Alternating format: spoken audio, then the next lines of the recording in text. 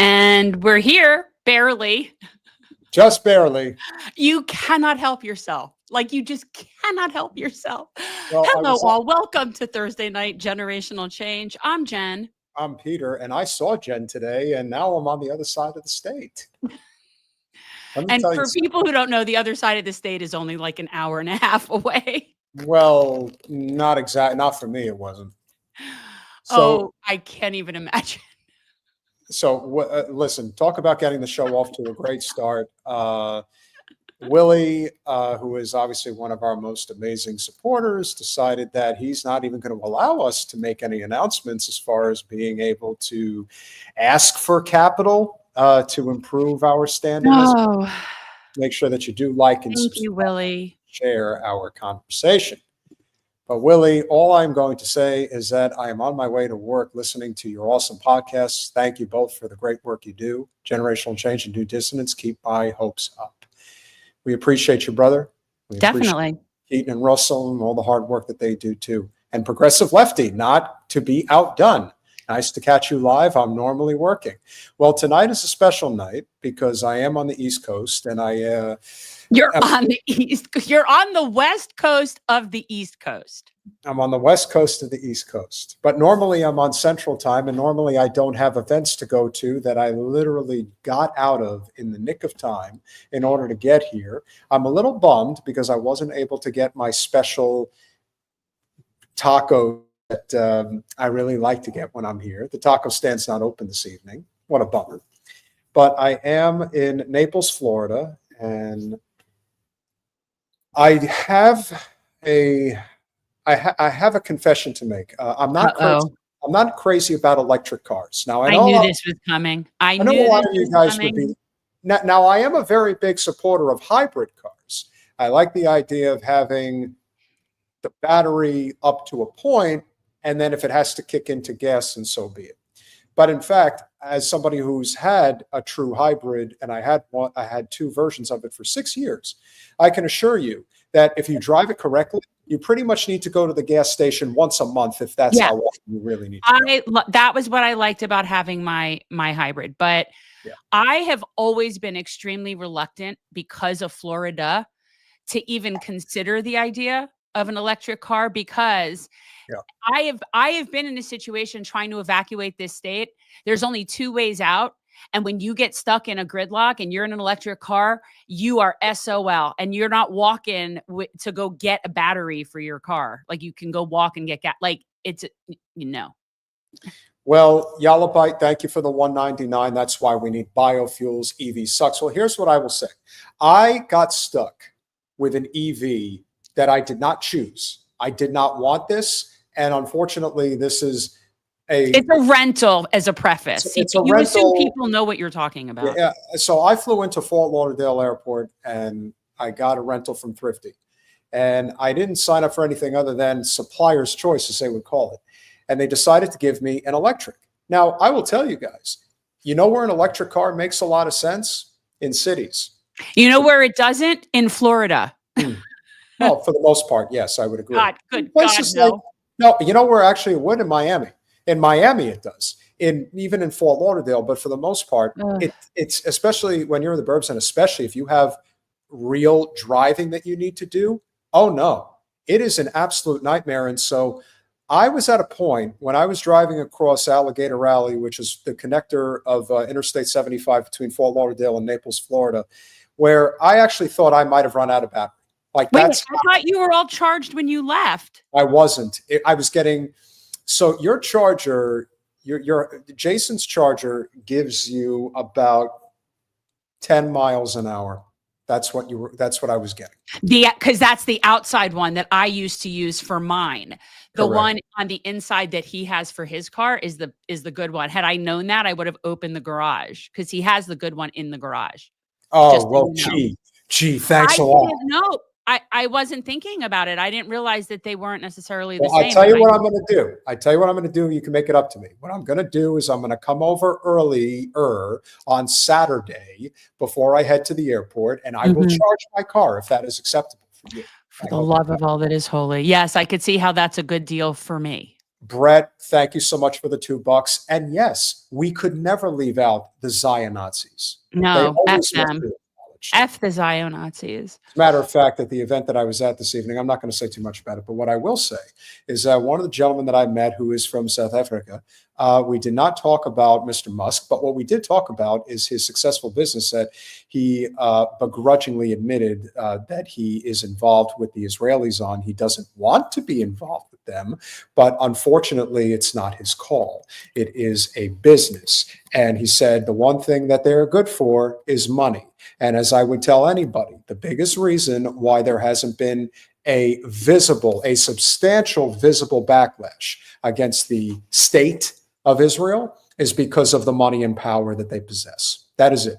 If it wasn't for that, everyone would be against them. And even the people who have to break bread with them don't really want to. So keep that in mind for those of you who wonder. You know who doesn't have to do that? People that aren't capitalists don't have to play with them.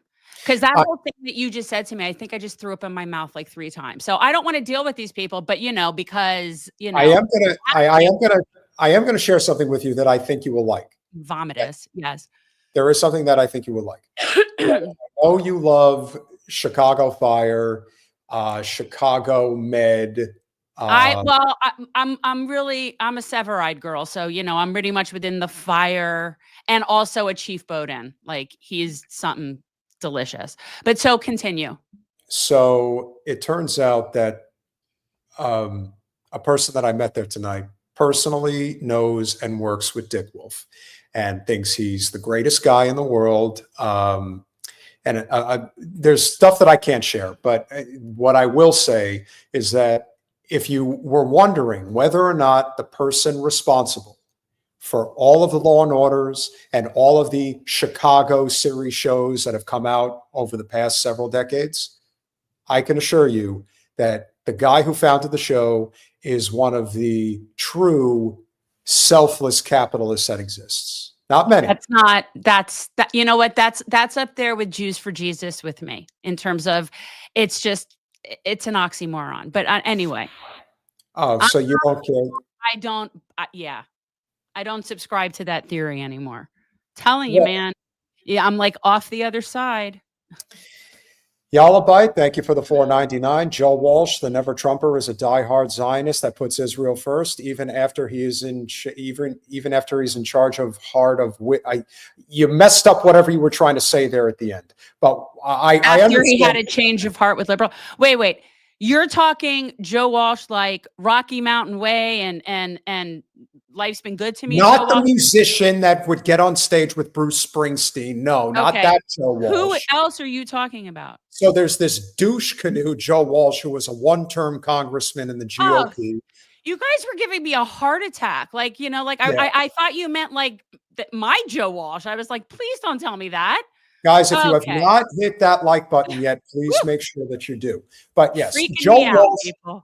So Joe Walsh was another one of those grifting assholes that decided he was going to be anti-Trump, and all of the liberals were basically funding his media network that he was working on.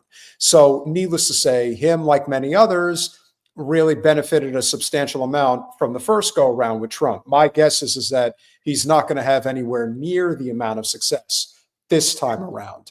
Mark J, thank you for the $2. Hey, thank you.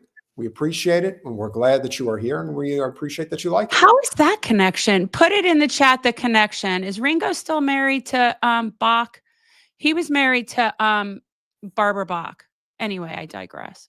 I'm just trying to understand the line. But all I know is that I'm just thankful that you didn't just stain Joe Walsh for me. I cannot abide like another thing like that, Well, with that being said, obviously we've got a lot to cover tonight, and our guest is not just somebody who's he's not just running to be the governor of California. He's also running to inform the public and be, all those wonderful things. There it is. Okay. Thank you, Tony D. We are going to get this thing off with a bang, because Lord knows we could all use a little humor in our lives, but he is the former vice presidential candidate on the Green Party ticket. He is now in the race on the gubernatorial ticket for the state of California, governor 2026 on the Green Party. You know him, you love him, Butch Ware. Welcome back to Generational Change. What's going on, guys? I was assured that there would be no Ringo Starr questions as a part of this interview. But if necessary, I will match Arnold impressions with you all day. Wait, what's your aversion to Ringo? Are you being serious? You're not being serious. I wasn't being serious. I don't. Okay, because this is something. I'm just not a Beatles fan. Don't tell my mom. And that's okay. And so you prefer the Stones to the Beatles? I mean, I prefer the Stones to the Beatles, but I'm not like a classic rock and roll guy. I appreciate that. Music, funk, R&B, soul. So I got to. And you recognize that a lot of that's based on some of this stuff. Like the Beatles are respectable, right? Okay. So no, we're not. As long as you're not a Patriots fan, we don't have issues with anybody here. I just threw up a little bit in my mouth now. So yeah, go ahead. I will tell you, as somebody who did grow up in the early 90s, and, when I first heard the Chronic, and you can hear so much of, credit to Dre and those that were involved with that production, but they honored the history of, soul and R&B in a lot of the mixes that they used on that album. Now, I'm not probably as versed as you are, but I would definitely say that there is something to be said for appreciating the history of music when there was a lot more soul to it. Music today is just dead as far as I'm concerned, and it's been dead for quite a while. Okay, boomer. Music, well, so, there's a musical commentary, and then there's also a political commentary. As it happens, I'm teaching a hip hop history class right now at UCSB, and it's kind of political history of hip hop. The students have their next writing assignment on hip hop lyrics and the carceral state. So it's looking at how rap, lyrics and MCs have been ahead of the curve with criticism of the, police industrial complex and everything. And what I'll say is I'll agree with you. The other people have said that the Chronic was essentially an R&B album. And I wouldn't disagree with that. It also, however, ushered in an age where the commercial success of that kind of model, with lyrics that were really heavily rooted in misogyny and, a particular kind of dramatized version of gang culture, because Dre was no gangster. that was part of the commercialization of a genre that had a lot more political edge. You go back before that, you're talking about Fight the Power with Public Enemy. You're talking about I Want to Kill Sam by Ice Cube, where he takes on Uncle Sam himself. So yeah, there's a lot to be said about the good old days. I'll agree with you on that. Well, I still think that I'm too old for that. I am way too old for that. This is my thing with hip hop. It's not my jam. I respect it. I appreciate it. I understand the quality of it. And I love hip hop dance. So, which is kind of right. So that's the thing. So anytime I'm watching, I love that genre of dance. So it inadvertently comes with the music, but I don't follow the music. It's Understood. just, yeah. We can move on, but we started there. So, it's all good. Well, to wrap it in terms of what the message was supposed to be, I still maintain that Tupac is the greatest hip hop artist I ever heard, because he always had a message to what he was talking about. And so much of it was politicized. And as you pointed out, and as Janice pointed out, his mother was a Black Panther. And so Absolutely. There is something to be said that I know. Understanding exactly that, this isn't about glorifying, gang life. It's about recognizing the flaws in our system and recognizing who takes it on the chin the hardest. Now, Tupac at his best was, did that with the greats, no doubt about it. So let's talk about something that's very important. California love, right? There you go. There's your conversation right there. Well, listen, if the state of affairs in the Golden State can be explained best, how about the current governor of California? He started a podcast to change the conversation. What? And that's why I'm launching a new podcast. And this is going to be anything but the ordinary politician podcast. I'm going to be talking to people directly that I disagree with. Oh my God. As well as people I look up to. But more important than anything else, I'll be talking directly with you, the listener. Real conversations. What's going on with the cost of eggs? What are the impacts, real impacts to you around tariffs? What power does an executive order really have? And what's really going on inside of Doge? Look, there's an onslaught of information that we take in. So let's take it to the sources without the typical political mumbo jumbo. In the first few weeks, we're going to be sitting down with some of the biggest leaders and architects in the MAGA movement. This is Gavin Newsom. Oh, for the love of all that is fucking holy. You know what? The first thing I want to say is the 90s called they want their politicians back. Like that's what that screams to me. And what's upsetting to me is he's actually a really good looking guy. Like he'd be remotely interesting and appealing to me if he wasn't such a fucking douche. I'm sorry. All right. That was my initial response. I mean, why not just call it the Uniparty podcast? You know, he's like, I'm going to have on all of the people that we've enabled for the last 30 years as we've, you know, followed the ratchet effect while we chase them to the right. And I'm going to do it, you know, lining up for my inevitable, you know, presidential campaign in 2028 so that I can run as the white male version of Kamala and, you know, bring a parade of the Dick Cheneys of the world, you know, up on stage so that we can get routed again the way that we got routed last time. I mean, what do you want me to say, you know, about Gavin Newsom? I'll tell you what I was talking about while I was in Sacramento for some protest work and anti-ICE protest, some community speaking, and also some campaign work. There's a bill in California called AB 15, which prohibits the California Department of Corrections from coordinating with ICE and essentially releasing data, information about immigration status, prisoners, and so literally turning people over to ICE. So Gavin Newsom has already sworn that if that bill reaches his desk, he'll veto it. Right? So I mean, where do you even want me to begin? I'm going to tell you this right now. Elect me governor of the state of California, and they are going to have to come through me and the entire force of the California state government in order to try to enforce their unconstitutional edicts and to create a Gestapo-style police state. That's not the Fed's job, and it's unconstitutional. It's not the role of a governor to sit there and play nice and play footsie with people that are, you know, trying to turn, you know, the United States into 1930s Germany. So, I mean, what can you say about this dumpster fire of a party that hasn't already been said?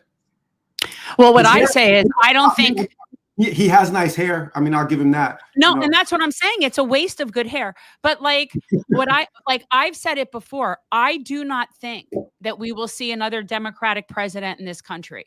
And when I say that, I mean this incarnation of this party, this Clinton-run neoliberal corporate Democratic Party will never have another president in this country.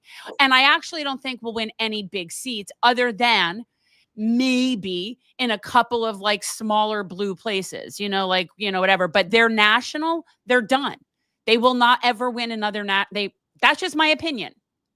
So I want to follow through on that. But while we're talking about good hair, I want you to see the campaign logo. Oh, yes. Yeah. So we got Ware for governor. We're leaning in on the Afro puff ponytail. Oh, yeah. No hiding from our heritage over here. And we got the white version. So get ready. Now, with respect to what you said, let's just be clear about this. I made 2 predictions on the campaign trail. The first of them was that the Democrats were going to get the brakes beaten off of them in the November election because they had lost almost the whole made that prediction like August 22nd or 23rd, and knew it, slept peacefully every night, knowing that those genociders were not going to get back into power. Same. The second prediction that I made, however, I've yet to see come true, but I have the same kind of certainty of it. The certainty is that the Democratic Party is going the way of the Whigs. Yes. That they, as you said, they have destroyed the coalitions that made their electoral successes possible, and those cannot be reconstituted. So an opposition party, a genuine opposition party, is going to emerge, and that's why I'm running, to try to give the people an actual oppositional alternative to this uniparty, because that party is finished. The corporate sell-off and essentially the merger of the corporate wing of the Democratic Party with the oligarchic and corporate powers that fund the Republicans. That just means the end of the party. Why would you vote for a low budget version of MAGA? Like, seriously, like, why would you do it? Why not just go for the real thing? Like, unless you're privileged, it's a privileged group of people, and the irony is so many of them actually accused us of, well, that's so privileged that you wouldn't vote for the lesser of the two evils. And I'm like, no, your privilege is that you actually think there is a lesser of two evils. That's like, they don't see it. Yeah, I think it's Julius Nyerere who says, of course, the United States of America is a one-party state, but in characteristic American excess, they have two of them. Right? That's awesome. You have two separate parties that serve the same basic function. Yeah. And when we were on the campaign, the Stein-Ware campaign, I said at one point in time that whether you vote blue or you vote red, militarized fascism wins. And that is the reality that, like, voters are going to have to increasingly face. And I'm going to try to sharpen those contradictions for them in the state of California, because the basic case that I'm going to make is essentially two. First of all, on electability, nationwide, I think that there were 15 million people roughly that might have normally been expected to vote Democrat and could not hold their nose and do it. And many of those are never coming back.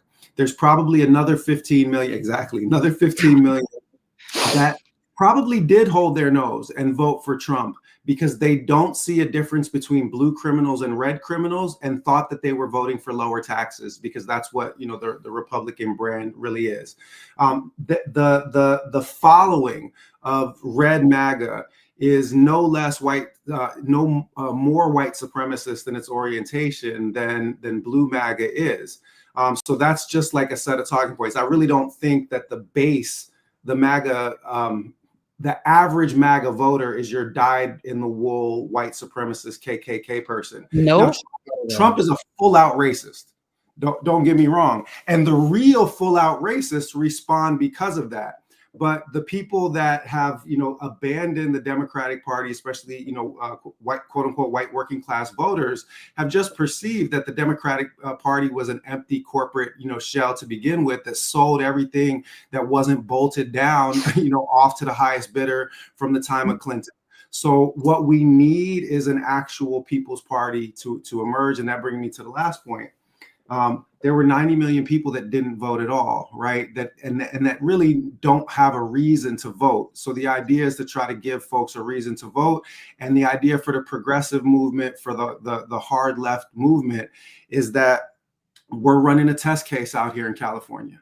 If you believe that we need to build a viable third-party alternative, support this candidacy, because I'm going to go in guns blazing at the duopoly, and we're going to take California as the tip of the spear. Whatever happens in the state of California has massive effects on national policy and the national environment. Let's take single-payer healthcare, for example, which the Democrats actually got through when Schwarzenegger was governor, and they knew he would veto it. as soon as he was gone, super majorities, but somehow they can't. Are you saying Mick resistance? Are you calling that the Mick resistance? You know what it is. It's that good controlled opposition. It's that good controlled opposition. We're working tirelessly for a ceasefire. Send them more missiles. Talking out of both sides of their mouth. Like we used to say back home. So all I'll say about that is that we're essentially using this as a laboratory. If you want to build a national political resistance movement, everybody's talking about, we need to build third-party strength, do it now and put your money where your mouth is. And we've had a lot of people just in the first month since we launched the website do exactly that. Actually, our organizing and volunteer base has been mostly in the state of California, but our donor base has come from all over the country. People are pitching in money saying, go fight that fight in California, because we know if you can win in California, then it's going to change the electoral map entirely. I definitely agree. I think California is a test case. And like you said, the reason why we brought up Newsom's podcast is because I think in many ways it just crystallizes not only how disconnected and absolutely classist the Democratic Party has become, but it is double the fact that they are doing this in the shadow of the biggest political ass kicking the party has taken since 1988. And if that's not enough, it is also at the backdrop of Trump's first 100 days, where he basically has allowed, and don't get me wrong, it's kind of like when the Biden administration took credit for the $35 insulin reduction, which was actually on Trump's watch. He was the one who put that into motion. Much like the concept of Doge was actually a concept that was put into motion under Obama, and they just decided not to do anything with it until now. And what ends up happening when you keep kicking the can down the road? Well, then you put a real oligarch in charge of it, and now you're going to see what's going to happen as a result. And again, it's 6 of one, half a dozen of the other who you want to argue is the worst billionaire. But as Jen has pointed out many times before, Jen, do you have that wonderful graphic that, perhaps? Okay, I'll bring it up, but it really is like arguing over a favorite venereal diseases. It's just absurd. That's like when you say, Peter will say, well, like my favorite president. I'm like, okay, which favorite, complete racist fuck are you going to talk about? But okay, I digress. Here we go. I'm still holding out for Teddy Roosevelt, but that's me. So of the Oligarch Chronicles, as you can see, got a lot of man babies that are in positions of power. Because it's called Tales of Emasculated Men Vying to Destroy the World. Yes. And so, the Oligarch Chronicles, the pictures just suit so well. I will vote that the worst billionaire is Bill Gates, but I have my reasons for that. But Elon Musk is somebody who has proven time and again that he's a thin-skinned little bitch, with all due respect. Don't kick us off of social media. But you can't, he will not be pushed in any direction other than whatever his massive ego is. And he, like Trump has shown time and again, that he's 100% transactional. If you give him the money, he will let you do whatever you want. Much like, as we will get to, Miriam Adelson giving him $100 million to annex the West Bank. It's the same thing. And so when we have reached a point where a lot of these bureaucratic problems within this broken system has reached a tipping point, rather than having dealt with it over the decades that it should have been dealt with, it's now it's now at the point where it may actually bring down the whole system, which is what Musk is essentially doing, and he's doing it at breakneck speed. I'm going to go off the board and just respond in the moment that for today, my winner off of that list is Bezos. And the reason is his pronouncement that the Washington Post editorial section will now only, hold on, wait for it, will only discuss personal liberties and free markets. Literally his exact words. And it's like, if you could define the neoliberal, dismantling of what used to be representative democracy, flawed and racist though it was, it would literally be those 4 words. Like, that's literally the exact 4 words that I would use to summarize neoliberalism. And then he went a step further and explained his rationale. And he said that you might have expected in the past that a newspaper, especially one with a local monopoly, would be responsible for delivering a diversity of opinion. But now the internet can do that for you. So essentially, he just said, over here at WAPO, we just doing propaganda now. Mask off. And that is really what has these last 17, 18 months have been for so many Americans, is like the stripping away of the illusions that had concealed the massive corporate takeover of the United States government. Yeah. And that's what's ultimately at stake is it possible anymore to actually have government by and for the people? Or is it just going to be government by the corporation, for the benefit of the corporation? Because they're telling you that we control your news sources. We're going to pump you full of propaganda. We saw MSNBC, unroll this slate of firings and demotions for anybody who even had the audacity to breathe the word Gaza under their breath. I mean, people are talking about Joy Reid, being some kind of, stand-up person for Palestine. That she was not. Let us be clear. You cannot oppose a genocide while supporting the genocider.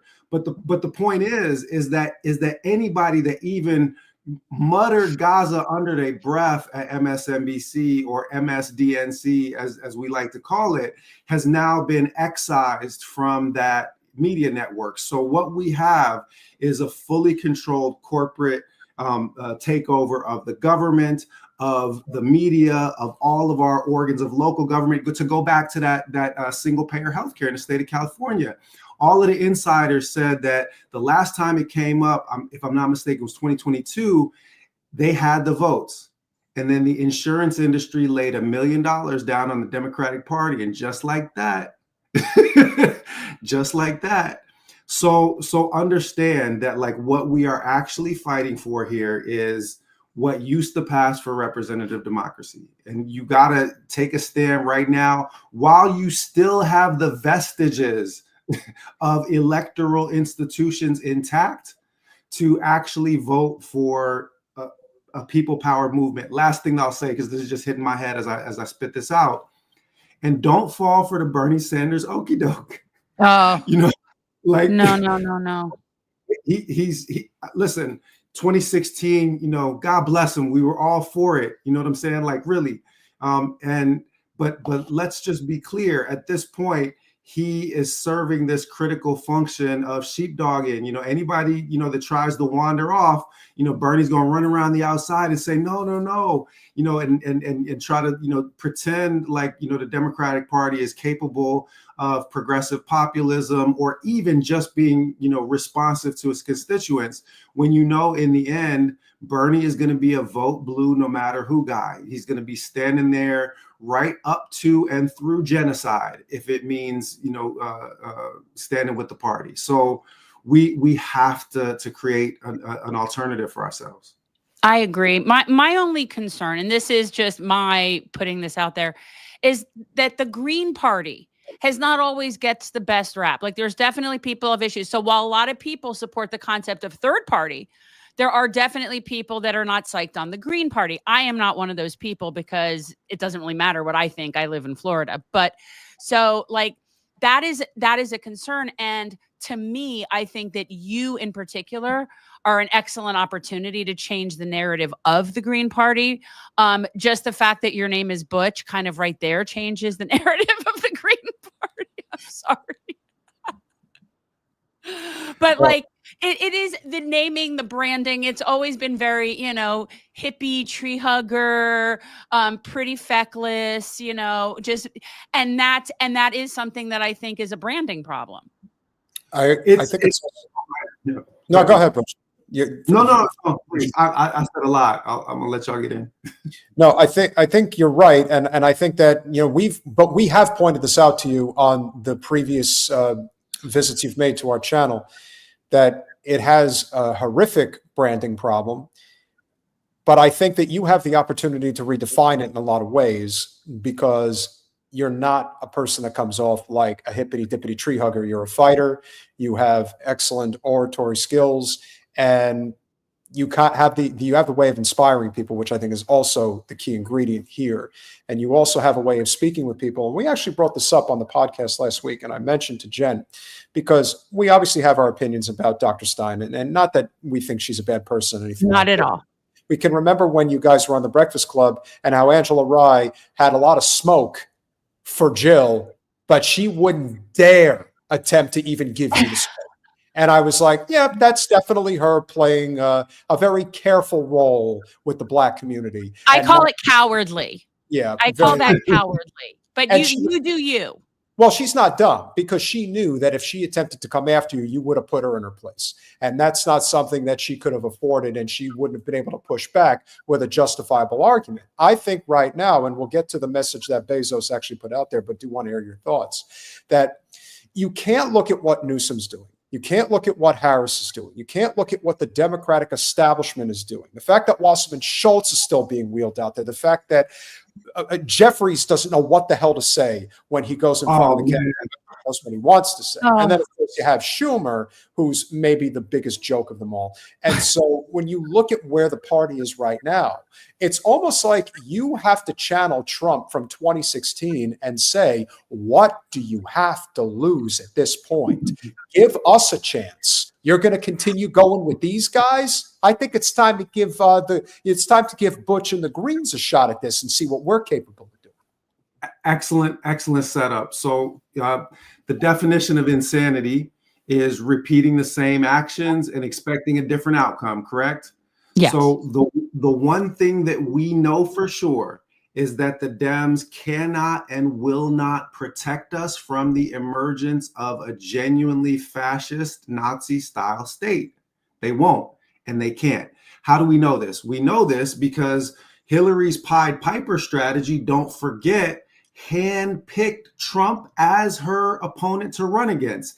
MSNBC, that propaganda network, gave Trump round-the-clock coverage, as did CNN, the kind of media exposure that you could not possibly buy. And then that same party dumped tens of millions of dollars into extreme far-right fascist candidates over and over again, thinking that that running against these more extreme candidates would be beneficial for these centrist Democrats. So they literally starved the shepherds and fed the wolves, right?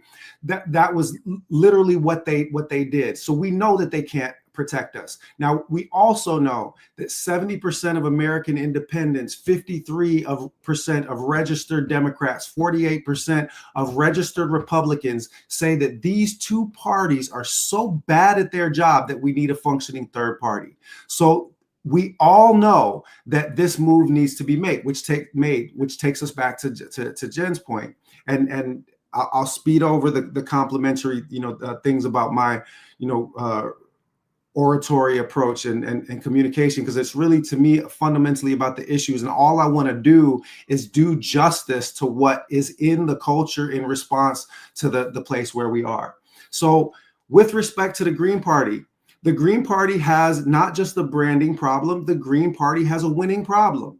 The Green Party, and I've said, this is not me telling tales out of school. I've gone to Green Party National Steering Committee meetings, coordinated campaign meeting, California Green Party, and said that this is, aging white leftists that have been happy to stay on the field, but not playing to win.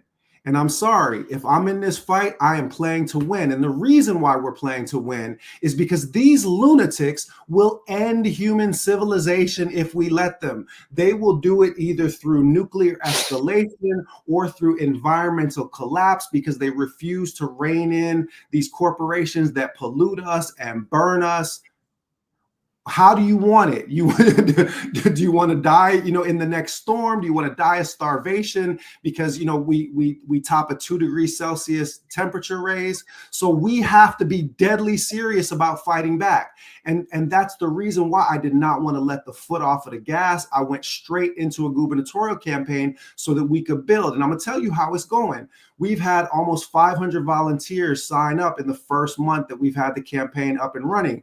We've had between the pledges from the big money in the Muslim community and the hundreds of small donations that have come in from across the country. I was checking the numbers before we came in. We were at 133K in our first month of fundraising when we started today. Our goal for February was 100. so like, let's go, because we have to be absolutely deadly serious about putting together a ground game, which is another issue that the Green Party has had, is not have robust ground games to actually turn out the vote and to win in communities. So I do not reject, or try to deflect any of the criticisms about, the Green Party's past shortcomings. We have to own those, and we have to be deadly serious about building an alternative. And what I think is that we have the electoral access, we have the ballot access, we have institutional depth. People like, Dr. West, I'm a big fan of Dr. West. Dr. West and Melina Abdullah ran, and they learned just how difficult it is just to get ballot access across the board. Love Claudia de la Cruz, as a candidate and as a human being. PSL came in with something like 0.2% of the vote nationally. I don't think that the structures of that organization, as much as I love them, are ready to grow in the same way that we're ready to grow. So as I always have in my life, I'm betting on me, and I'm betting on, putting together a team that is capable of doing serious fundraising, serious organization building. And if you build it, they will come. And I'm not going to name her name, although if you were to guess it, I might affirm it. But I have already heard from, some very prominent former Democrats asking should I be making this move to green? And that's not going to be, there's going to be a number of defections, because as we already pointed out, the Democrats ain't never getting up from what they did to themselves in this last electoral cycle. They're falling and they can't get up like the commercial used to go. Good. Definitely agree. And I think it's also tantamount that people recognize that if we do not make some type of a substantial break in another direction, this is what we're facing. When, as you mentioned, Bezos probably is the most, well, let's put it this way. I think Bezos, more than any other multi-billionaire, embraces the role of the villain more than anybody else. And as a tribute to one of the greatest actors of our time, nobody played Lex Luthor better than Gene Hackman. Oh yeah, of course. Okay, yeah, and R.I.P. to Gene Hackman. The greatest Lex Luthor. I thought you were going to go a different direction, because I could only see Dr. Evil when you started talking about Jeff. I see that. Oh, thank you for that. Thank you for that. He is. No, he's Dr. Evil.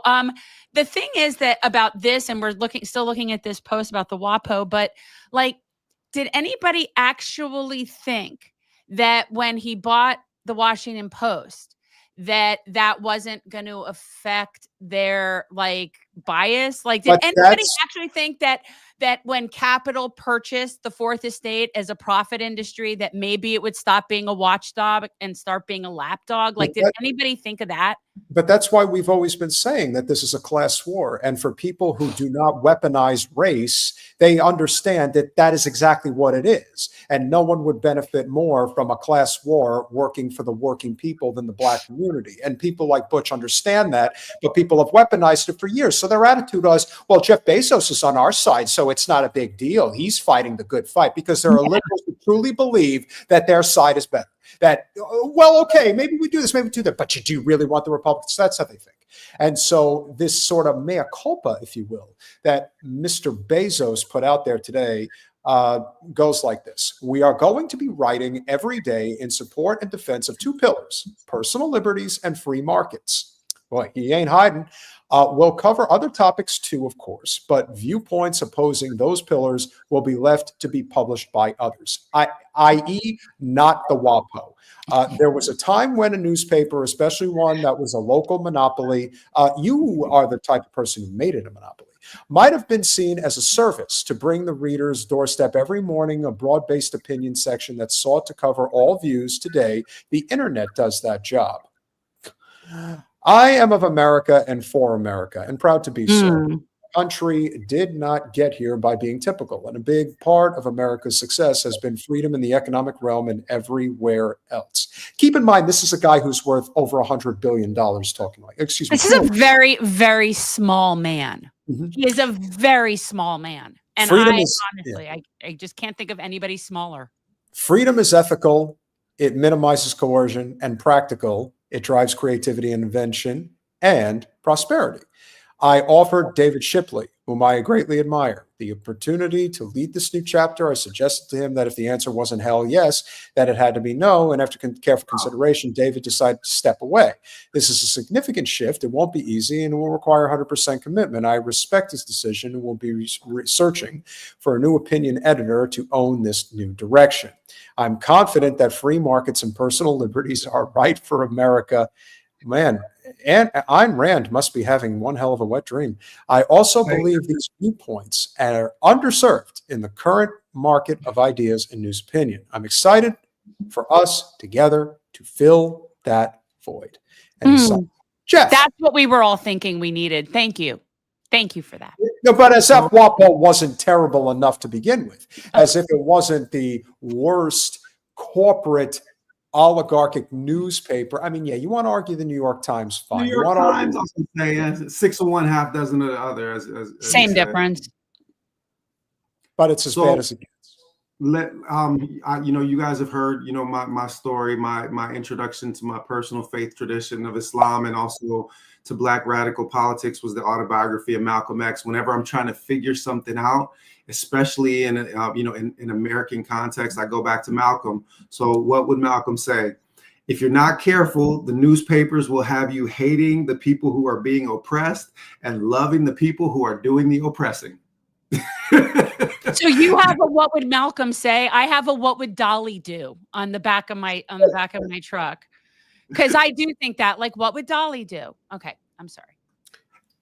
It's my inner Malcolm, and so he's always, like right on time with the response. And there it is there that the media, he says in another place, is the most powerful instrument in the world. So let's go back to the work that we have to do, because I'm all about solutions, not just about naming the problem. We have to understand that we are dealing with 30 years of media conditioning, going back to Rush Limbaugh essentially creating a new right-wing media environment in the late 1980s. So going on 40 years now, to where the propaganda machine that grows out of Rush that becomes Fox, and then the counter for the Dems that becomes MSNBC, and CNN running cover and carrying water for the 1% as a whole. So people have now been thoroughly propagandized for 30 plus years. They've come to believe that their personal identities and personal worth are tethered to these political parties. And that's why they're so easily persuaded by nonsensical arguments like you're throwing your vote away if you vote third party, when we know that in 44 out of 50 states, your state was likely going to go, one way or the other. The only way you could make your vote count is by voting third party and building an alternative. But they can't reason that way because they have been continuously propagandized.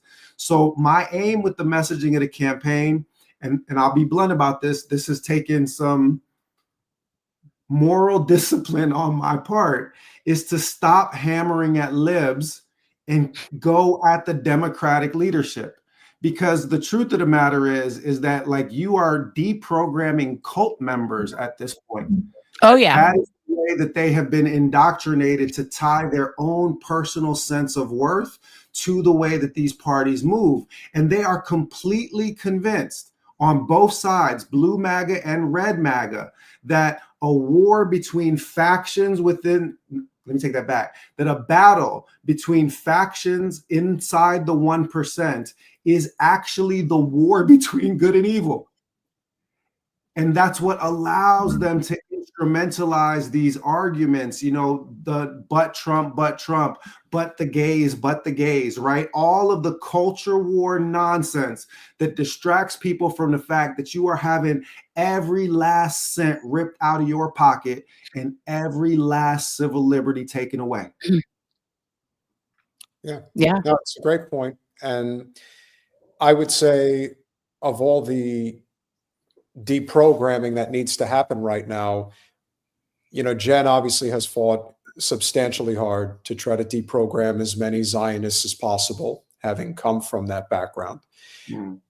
Ironically, I think because the Trump administration, which I don't even give the Trump administration credit for, I believe that this is just a biting off more than you can chew master plan that is Miriam Adelson. She is the Zionist queen, and she's the one with the money, and she's the one that has basically, as far as I'm concerned, not only wants to annex the West Bank, but had a lot to say and maybe had final say on a substantial portion of Trump's cabinet.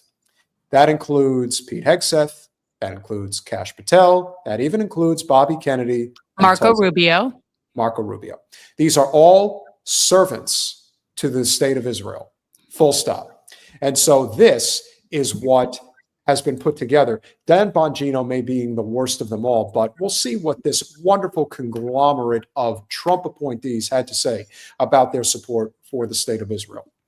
What cause is dear to your heart? Cause is dear to my Israel, defense of Israel. What is number one? We will shut off the machinery that feeds money into Iran. We will no longer have 100 hostages still in captivity, Israeli and American and otherwise, by Hamas and Iran's Hezbollah mercenary forces. We need America to wake up and prioritize Israel, and bring home Israelis, and make sure we stand by our number one ally in Israel. Are they really our number one ally, or are they really our? No, they're us. I don't know why we consider them. They're not a separate entity. I don't, and I'm. It's so ridiculous at this point that people say it's all empire. It's all American empire. They are our little pet, little rabid beast over in that area to keep all the brown people in order, because God forbid they have self-determination. It's the landed aircraft carrier. You know, it is the you know, Biden, you know, saying if there wasn't an Israel, we would have to make one. So it is, you know, the Middle East outpost of American empire, and it previously served that same function for the British Empire before the collapse of the British Empire after World War II created an opportunity for the U.S. to claim that. But let's just be clear, though. There is a serious strategic danger and risk for Team Red in this approach, and it emerged actually in the last days of the Steinway campaign, when in 2 back-to-back polls, we were pulling away more red voters than we were pulling away blue voters. Now, we were always pulling more non-voters than either of those. Well, yeah. Right. But we were pulling away more red voters in the last 2 sets of polls. And I think that part of it had to do with the fact that I wasn't shy about messaging for those Team, you know, red voters. So here's what's at issue, is that America First isolationist thread leaves them very, very exposed when Trump appears to be bending over for Netanyahu. Mm-hmm. And when Israel or pulling out or sliding in his chair when he's sitting down at the table. Oh, right. So the tail wagging the dog, and it's a very, very simple case to make, even for the kind of jingoistic, plugged in, you know, red folks, which is that if we stopped spending between $1 and $1.3 trillion, between 50 and 60% of our congressional budget on the military industrial complex and sending American kids to go die in foreign wars to make a few billionaires a little bit richer. I'm telling you, I lived in the Midwest for years, got bused when I was in middle school from the hood to an all-white private school. I learned to understand these folks. And I'm telling you, they do not want American kids going and dying over oil. They don't want that, right? So there is a serious weakness. It's a structural weakness in Team Red. And that's why I'm not just coming for the Bernie Trump voters. I'm also coming for the Trump voters, saying that you can actually have lower taxes. I'm not concerned with fighting your culture war. I'm not going to tell you what you got to think about anyone or anything. The goal of public service in this American democracy is to protect the rights of everybody to live according to the code that they choose for their own life. I'm not telling you how you got to think or what you're supposed to believe. I'm here to try to actually make sure that you're not being robbed blind by your elected authorities of both your rights and your dollars. And here's the case specifically for California, where this crooked, corrupt duopoly staged this jungle primary. In June is when the primary takes place, and only the top two advance. So they're trying to make sure that the Republicans and Democrats just get rubber stamped into the next stage, and then it becomes a fight between those two. But California leans so liberal and occasionally progressive, mostly liberal, let's be honest. Yeah.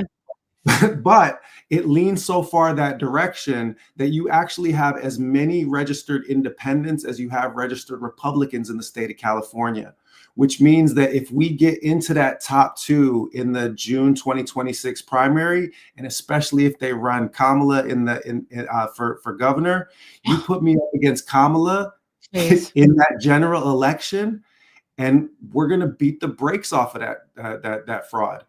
Because all of those independents are going to come out and support. A lot of that Team Red is going to come out and support. And of course, we will have had the progressives standing with us from the beginning, because we stay 10 toes down on all of the things that the American people say that they want. Affordable housing, universal health care, a tax code that doesn't just protect corporations, but actually gives the working guy a fair shake. So you can go to www.butchwareforgov.com and see that and how it's laid out. And that's the game plan. And we're going to run it. And like I said, we're not playing games with these people.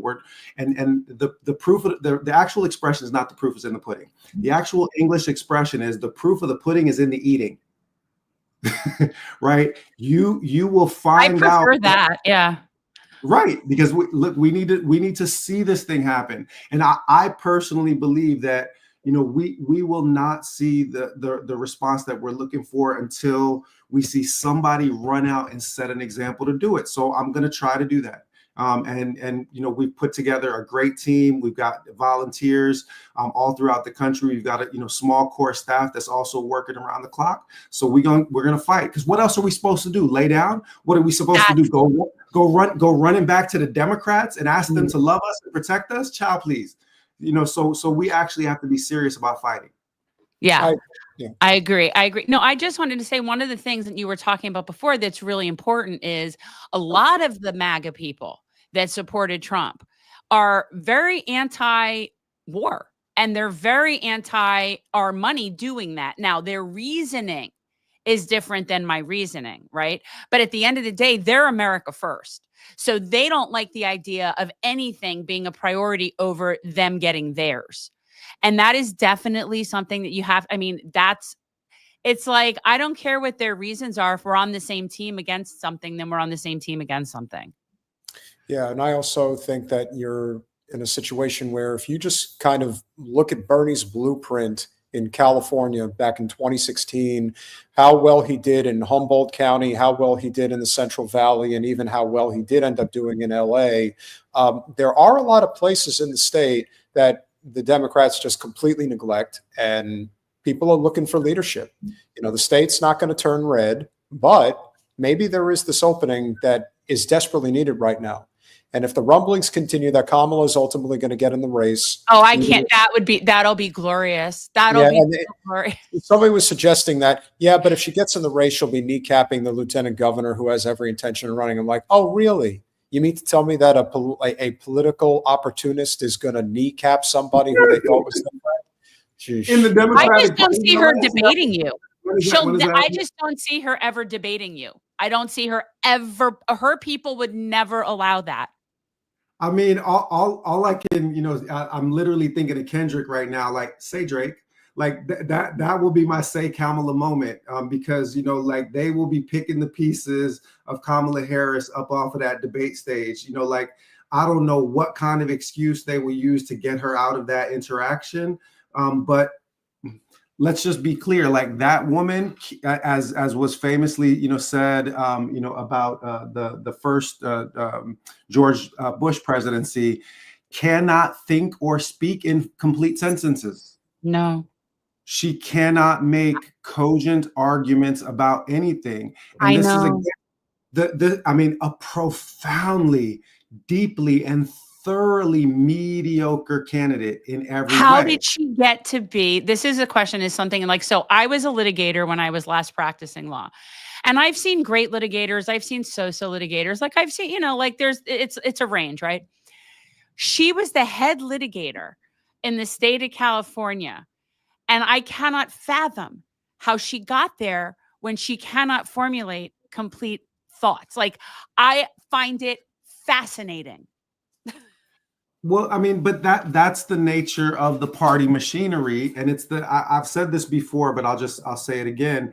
It's the nature of privilege. So we all understand privilege when we're talking about, like white privilege, racial privilege in a society, or class privilege in a society. But we don't think about political privilege. So the Democratic Party has this kind of pre-packaged funding, source and inherent voter base, so that if you are obedient and play by the rules of the party bosses, and they see you as functioning for whatever representational or identity politics they want to deploy, then you're going to get your turn at bat. And that's exactly what, Kamala got, is that they were like, well, she's a Black woman and a South Asian woman. She, checks a gender box. But is she really? Is she? Hey, Black? man. Hey, listen, I said, if I've said it once, I've said it 1,000 times. Kamala is to politics what Drake is to hip hop. It is cosplay blackness. It is cosplay blackness. I also think it's very important that if Kamala does get in the race, as stupid stuff is pointed out, I do think that the topic of Israel will become so much more of a central focus because of her positions as well as her husband.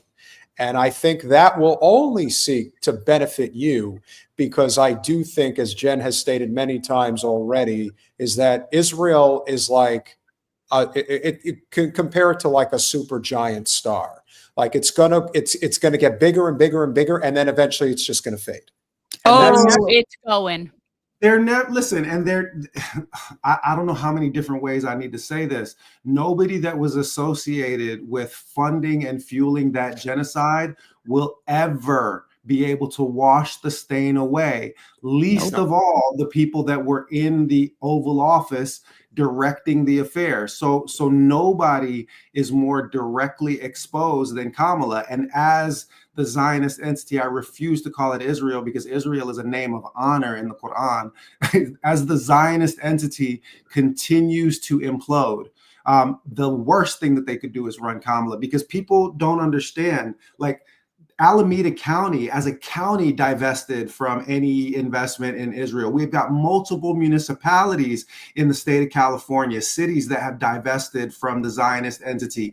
We've got, UC and Cal State campuses that have divested, despite all of the best repressive efforts of this blue state, governor, where they sent, 200 troops in riot gear to my campus, UCSB. Right.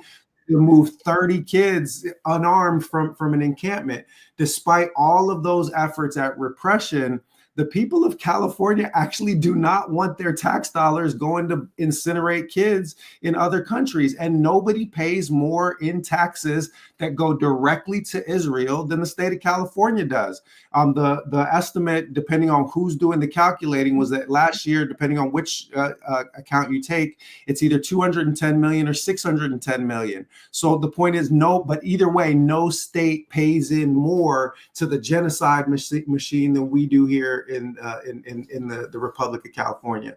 So I'm going to come after them on the imperial boomerang issues, that the reason why we can't, afford all of the things that we need is because we are kowtowing to these corporations.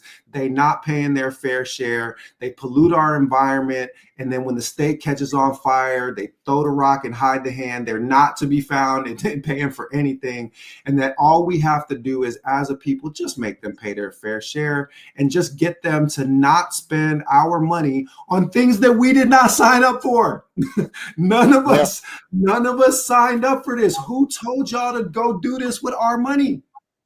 Who empowered you to do that? And that's what being accountable to the people rather than accountable to the corporations is really about. And last thing that I'll say on this is that that's actually the position of the role of elected leadership. Like, I have my understanding and my read on society, and I have my critique, and I'm going to make an argument, and I'm going to bring forth a case. But in the end, the job of an elected authority is to serve the constituents, not to substitute what is in your interest or follows your ideological view for what the people have chosen. You are not a king ruling on your behalf. You are a representative elected by the people and accountable to the people. So serve the damn people. Couldn't have said it better. And they don't see themselves as public servants. They see themselves as leaders. And that's a big problem, because here's the thing. I don't need upper management. I'm good. That's what I tell you about. Like, some people really like upper management. That's why you have all these little cult things, and people love to follow shit. So, it's just really redirection, a lot of redirection. It's sort of like working with toddlers. Well, despite one's opinions about all of our presidents throughout history, one of the things that I always admired about Teddy Roosevelt was the fact that despite his privilege and where he came from, and he is the first president who invited a black man to dinner at the White House. So, ooh, was that before or after he killed all the Native people? No, he invited Booker T. Washington to the White House within like the first month that he took over. And you should have seen the newspapers in the South when that happened, and the type of language that they used to refer to him as well as Booker T. The point is that when Teddy ran, especially when he ran on the Bull Moose Party, he was a trailblazer of the highest order. He went to every town, and this was at a time where, people were obviously getting around by train, but, he would also have his car. He would do it all. And I can see a situation where if you run like a barn burning campaign, where you go to every county in the state, where you have town halls everywhere, where you make it so that it is about we the people. Because no matter who the Democrats are going to throw up there, even if it's not Kamala Harris, it could be the lieutenant governor, it could even be somebody like Ro Khanna. They are not going to run a campaign the way that you are. They can't. They can't. They're not capable. And when they're confronted, even if and I'm not trying to give them any suggestions, but if the Democrats had half a brain, which that's a lot. That's a big ask. Somebody like Ro Khanna would obviously be a formidable opponent because he's clearly looking for the next rung on the ladder. There's no question he's looking to do that. And so let's just say that somebody like him would have run, and he is the type of person who I think would put in the work. The second he gets confronted with the bullshit within the Democratic Party, what's he going to tell them? What's he going to say about genocide? What's he going to say about the fact that the Democrats are basically doing exactly what Trump wants them to do when it comes to the type of things that are not benefiting working people, when it comes to the fact that the state of California has done everything in their capacity to sabotage single-payer health care, a clean energy initiative, livable wages, heck, entrepreneurial opportunities for small businesses and communities that desperately need them. These are the types of things that they will never be able to answer. And so if you are going to the Central Valley, if you're going to even the Bay Area or LA, San Diego, or if you're even going up to the Redwoods region in the northern part of the state where no Democrat ever goes, there is going to be opportunities galore. So if you are willing to put in the work and you're able to raise that money, I think you're going to be a force. I think you're going to be somebody they're not going to want to deal with. I appreciate that, and I appreciate the opportunity, to come on here and make the case. I mean, I'll just, to underline what you said, the fundamental problem is that if you are running as a Democrat, you are going to be required to defend the indefensible. And that leaves you exposed at all times. And just to reinforce your point, people oftentimes don't understand the connectedness between the issues. So single payer healthcare, a lot of people don't understand this, but the most careful studies have actually shown this. So General Motors spends more on healthcare than it spends on the steel in its cars.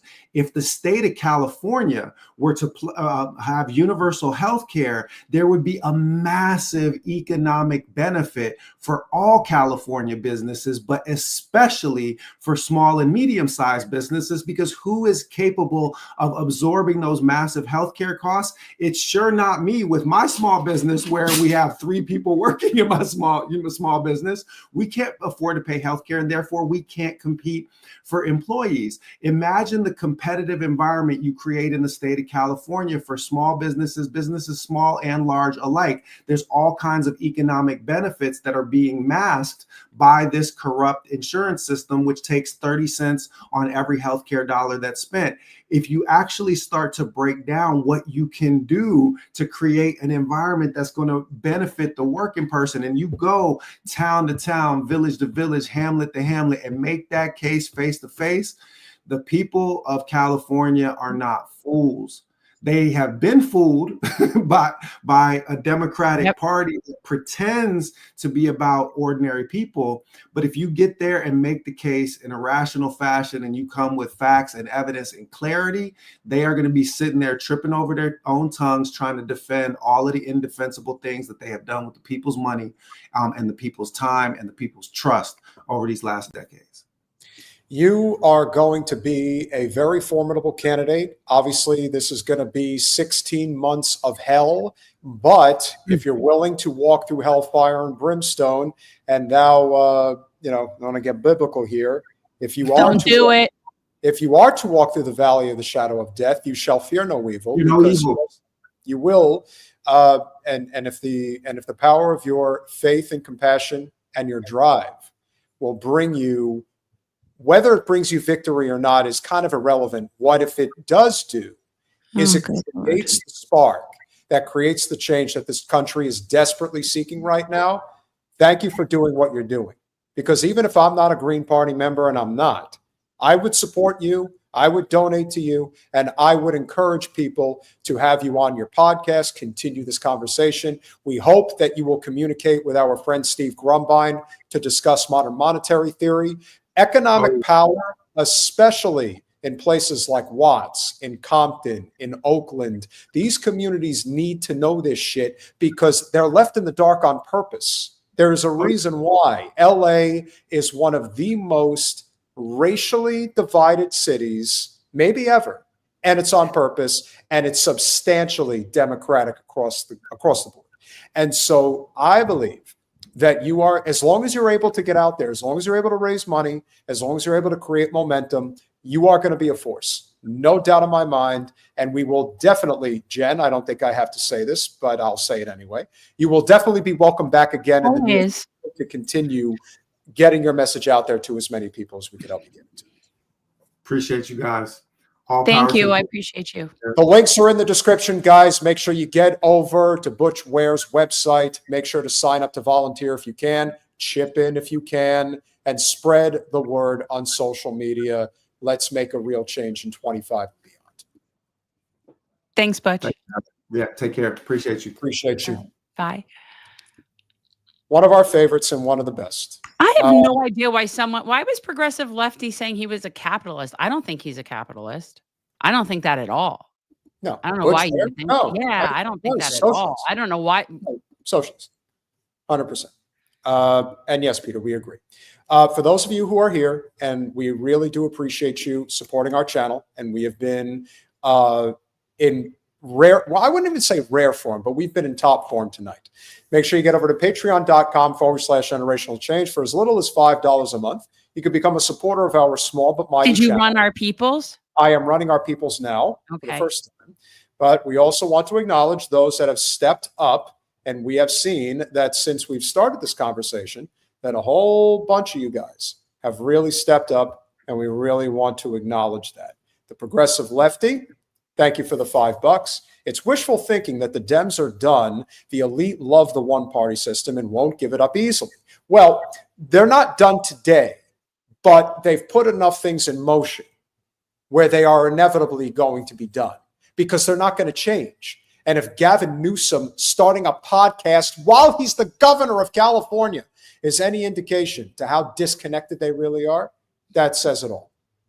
What Gavin Newsom should be doing is figuring out how to help the farmers in California deal with the outstanding costs when it comes to eggs. You know, people are out there blaming Trump for the egg problem in this country. No, this is a farmer disaster that is happening in states like California. That's where it's happening. And so that's what he should be concerned about. But there's so many problems. Like, why would we pick and choose just, to point out one? And I saw something in the chat. I didn't realize that tomorrow starts Ramadan. Mm-hmm. Yeah. Yeah. Well, we could have wished him a happy Ramadan. Not just that. I'm just sitting here and I'm thinking that I'm thankful that I'm not a candidate. I think I gained like 10 pounds last Ramadan. Well, that was... it was a real brouhaha, but yeah, I gained weight during that. That was like crazy. That was way too many iftars. If I may. Wanker Tanker, thank you for the $5. The ICC is considering arrest warrants for Biden, Blinken, and Austin. They can't come fast enough. I don't know if you're new to the channel or not. New York City, the Big Apple. Thank you very, very much. Thank you. Very appreciative. Joseph George, much appreciated for the $10. Freedom in capitalist society always remains about the same as it was in ancient Greek republics. Freedom for slave owners. Vladimir Lenin.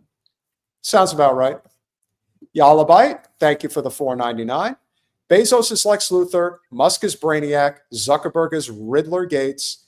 Is Riddler. Gates is the Joker. And Trump is General Zod. And Stephen Miller is Butthead. Stephen Miller is Butthead. I think you're being a little too generous with General Zod for Trump. You have to come up with a different one. He's Biff from Back to the Future. That's who Trump is. Totally.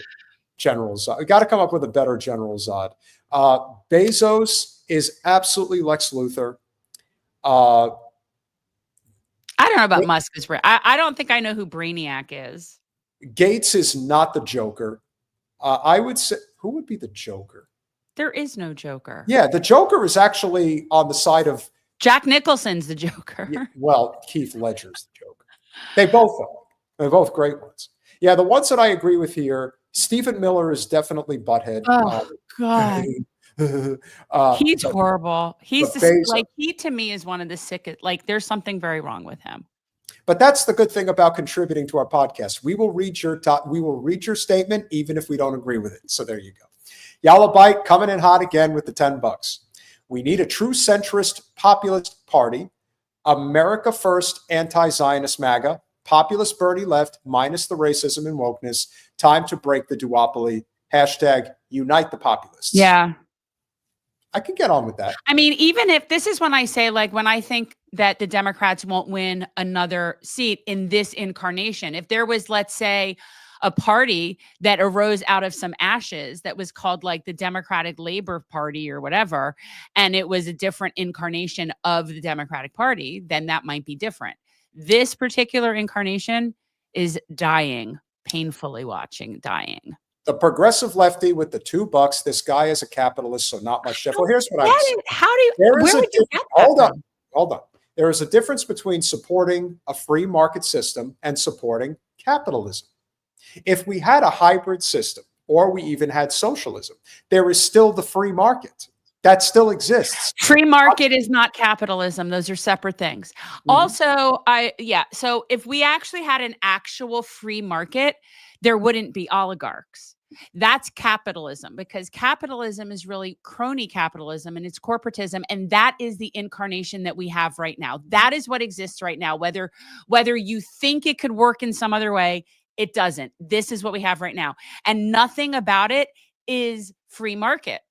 Free market, you wouldn't be subsidizing farmers and not grow what we need and only grow corn. That wouldn't be free market. That only works with government subsidies. Same as all this money that was given to Bezos for having a failing company so that he could compete and take over so many different things like bookstores, because he was willing to work at a loss. Why was he willing to work at a loss? It was a whole strategy.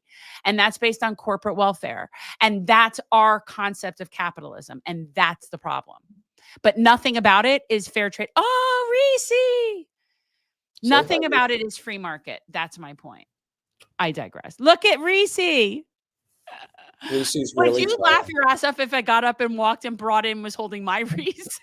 No, well, Reese, say hi to everybody if you can.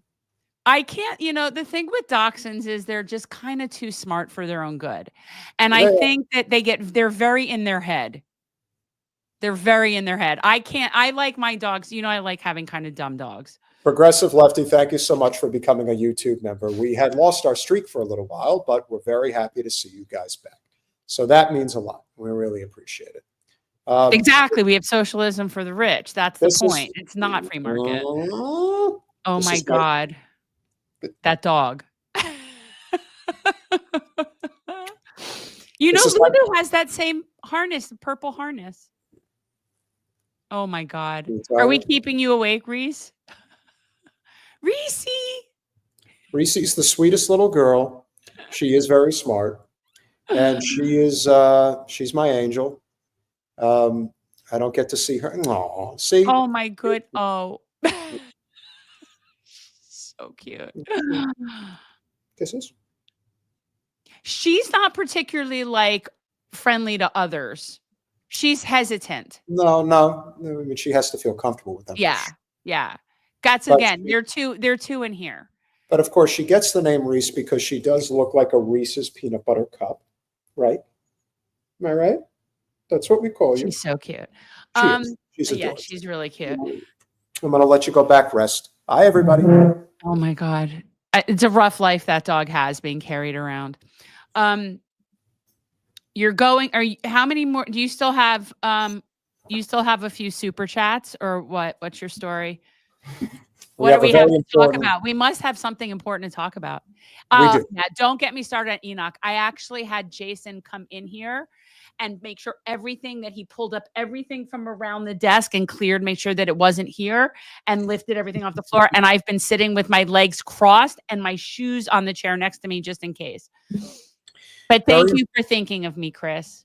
Very important development in the Luigi Mangione case. Now, apparently there was a copycat that shot up the private home of the biggest insurance CEO in the state of Oregon. That's a shame. This, to me, comes off much more like I guess what you would say, a warning shot, and letting them know that, the intention is to completely break the for-profit health system, which they should do. But as it turns out, it looks like there has been a substantial change, Jen, in the Luigi Mangione case. It looks like they did not follow proper procedure when apprehending him in the state of Pennsylvania. Yes, we knew that. So here's what Luigi's attorney had to say earlier today. Department of Justice has refused to allow him to be in state custody, despite the fact that they've all agreed that the state court is going to go first. Now, this is problematic for several reasons. Number one, the federal government is still considering whether to execute Luigi and considering whether to seek the death penalty. So we are fighting that simultaneously while going first here in state court. And it impacts our ability to meet with him before court, after court. He's constantly surrounded by by law enforcement. He's in shackles. He was wearing a vest today. Some looked like I don't even know what it looked like, but a very serious vest with his legs shackled and his arms shackled. And so he's being treated differently because he's being held in federal custody than any other person who would be facing serious murder one charges in New York State court. And I made a record in court today that I don't understand what this show of danger is for. When I go visit Luigi at MDC in Brooklyn, I sit with him. He is unshackled. He walks around freely in the visiting area. We sit in a room together without law enforcement hovering over us. But for whatever reason, here, despite all the law enforcement, they need him to be wearing this vest. They need him to be shackled, and they stand right over us, and we get no time with him.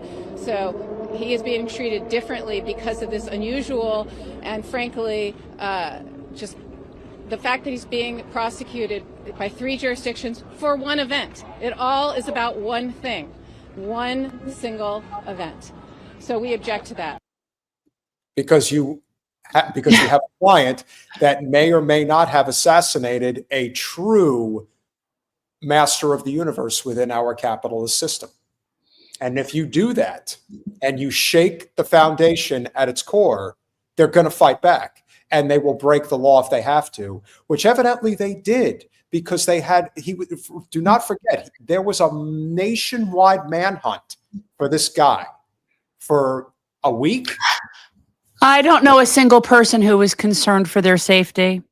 Honestly, it's so absurd, and it's so obvious what they're doing, which is why it almost seems like they're purposefully gunning for some sort of mistrial. It's so weird because everything they're doing is so, like, what we would call it, it's prejudicial, right? So it's not necessary, and it's not as relevant as it is prejudicial. There's like this balancing thing, but she definitely knows her shit, and she's not letting them get away with any of it. I mean, all they're doing is making a statement. They're making a statement. They're putting that out there. Like, people that speak out against empire, people that take direct action will be held accountable like this. It's very Hunger Games. I'm like picturing, like, you know, it's very Donald Sutherland, like, you know, really handling the situation. But again, I just don't see how they're going to allow this to see a trial.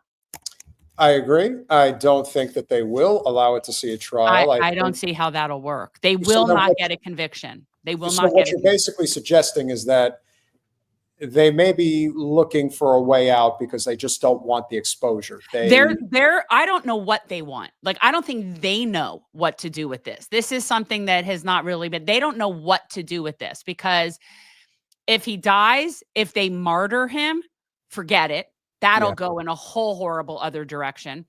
If it sees a trial, it'll be publicity and everybody coming out and sharing healthcare horror stories that they don't want to have. So I do not know, which is why they're keeping him probably in federal custody and just prolonging everything as long as possible, because as long as they're prolonging him from being able to properly communicate with counsel, and they're keeping all of these motions on, like, that's what this does. Right now, they don't know what to do with themselves. Well, so it's very interesting to me, but I just do not see how this is going to ever be able to be a conviction.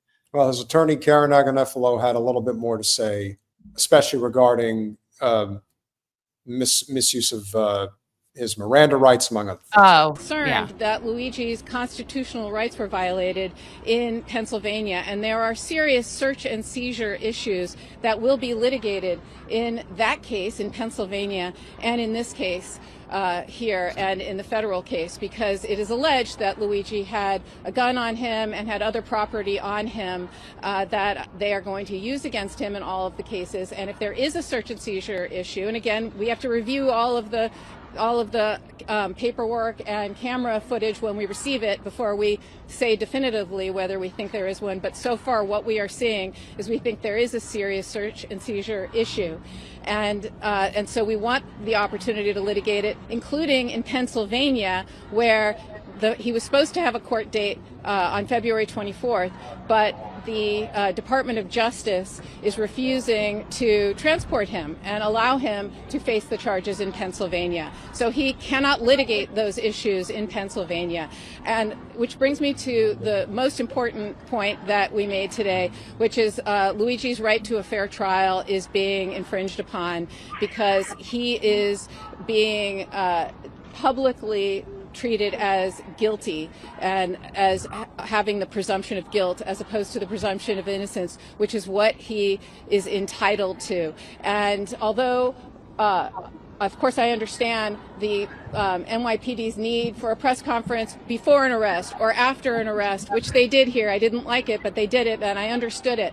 What I did not understand was how shocking it was that this week on HBO, in a documentary, I see the chief of detectives and the New York City mayor, full hair and makeup done, sitting down and giving an interview for television and talking about the evidence in Luigi's case, talking about police paperwork that we don't have, talking about forensics that we have not yet received. I guess we have now today, but I didn't when I was sitting there learning about the case, hearing an actor play Luigi reading from a journal that they say is Luigi's, and we have yet to receive it from the prosecution.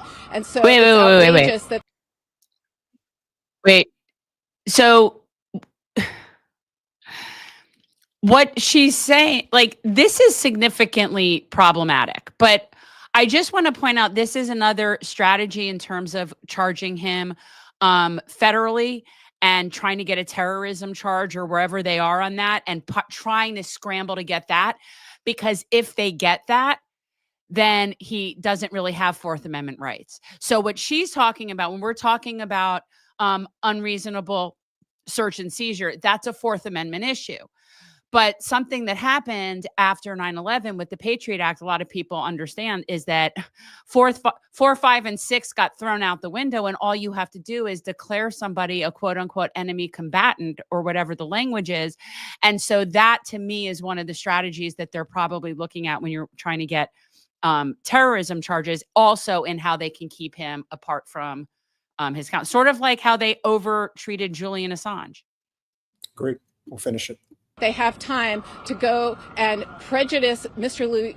Mangione's ability to receive a fair trial and go out and make these statements, but not give this to us. And so we are concerned, because if the chief of detectives is telling everybody about all this evidence, and what if it ultimately gets suppressed because it was an illegal search and seizure in Altoona, Pennsylvania, how is he going to get a fair trial? He's not. But that's the point. They do not want him to have a fair trial. They want him to either be, well, they don't really want him. She knows the truth. Sure. She knows what I know and what you know. And yet the best strategy is to constantly harp on that. But she knows that they're not going to. I so want to help them do voir dire. Like, I can't even tell you how much I would love to be present for the jury selection process for this. Another shout out to the progressive lefty, $5. I work in healthcare and have a socialist governor in my province, and they are cutting our hours, blaming Trump tariffs, even though they haven't happened yet.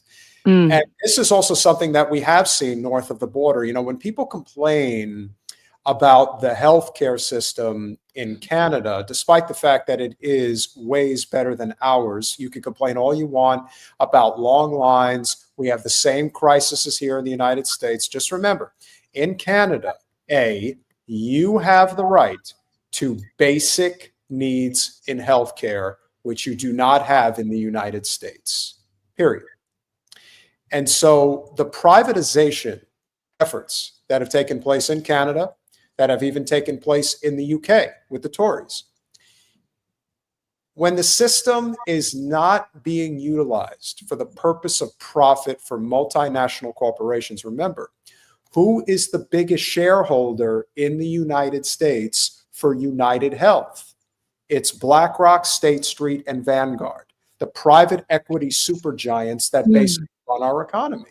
So if you want to know why we don't have a single-payer healthcare system in the United States, that, as much as anything, is the reason why. And that's why they must not let the Mangione story become front-page material again. They want to do everything in their power to make sure that it goes by the wayside. But credit to Mangione's attorney, who with this story probably brought it back into relevance in terms of a story. And that, in my opinion, is what it's all about. Because single payer, that is the end of the road. That is where we're all trying to go. And that is the road that we have to stay on. And Mangione, hopefully, is going to help us get there. Free Luigi. So wait, are we gonna, there was something else I wasn't sure if you had, that you were contemplating. I'm sorry, go on. No, go on. I wasn't, go ahead. So apparently there is this Who is Luigi Mangione streaming on Max. And of course, this is a complete propaganda piece from what I understand. So it's not a surprise. Much like corporate media, the same bullshit's going to happen here. It won't work though. It won't. And it's not working. No. Now, we have a couple of things that we want to conclude with. The first one is, as we pointed out. Wait. This is what it was. I'm sorry. Don't let me lose my thought again. You heard what happened to Max Blumenthal, right? Yes, he was arrested. Please tell me that. Okay. Well, not arrested, but he was interrogated. He was detained and interrogated coming into his own country. Yeah. Okay. Just making sure that you're aware. And by the way, did you know that one of the people on the list that they were questioning him about was Medea? Of course. Yeah. This is what's because things are just completely normal now. We've been saying it for well over a year. We have been saying it before October 7th. In fact, the very first time that we did Deconstructing Zionism, it was well over a year prior to October 7th, 2020. Yeah. So to say that we've been ahead of the curve would be an understatement. But Israel is going to be the death of American empire. It will. I think it's happening simultaneously. Like, I really see it as it's part of the same implosion. And I got my popcorn.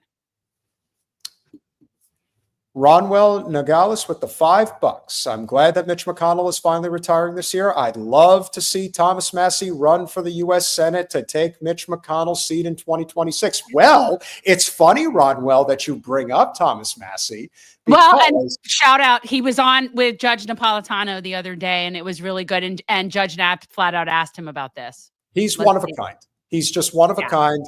I absolutely 1000% think he's gonna go for it. He knows his political capital is as high as can possibly be. He is the most, outside of probably Bernie Sanders, even still, is probably the most liked and respected politician on Capitol Hill. Yeah. And Massie, time and again, says, "Do not call me a politician." Respect. So when they're trying to, I appreciate that. When the GOP is trying to pass a budget, and Massie, in true libertarian fashion, says this bill is going to blow a hole so deep into our deficit. Remember, it's not debt that matters, it's deficit that matters. And so in this instance, knowing that the intention of the GOP, which has never changed, which is to take certain monies away from people who need it and give money to people who don't need it. And so Massie very eloquently pointed this out outside the halls of the House yesterday. Yeah. Can you just talk to no? Is there anything? They convinced me in there. I'm a no. Is there anything? Look what, let me, their own numbers. If the Republican plan passes under the rosiest assumptions, which aren't even true, we're going to add $328 billion to the deficit this year.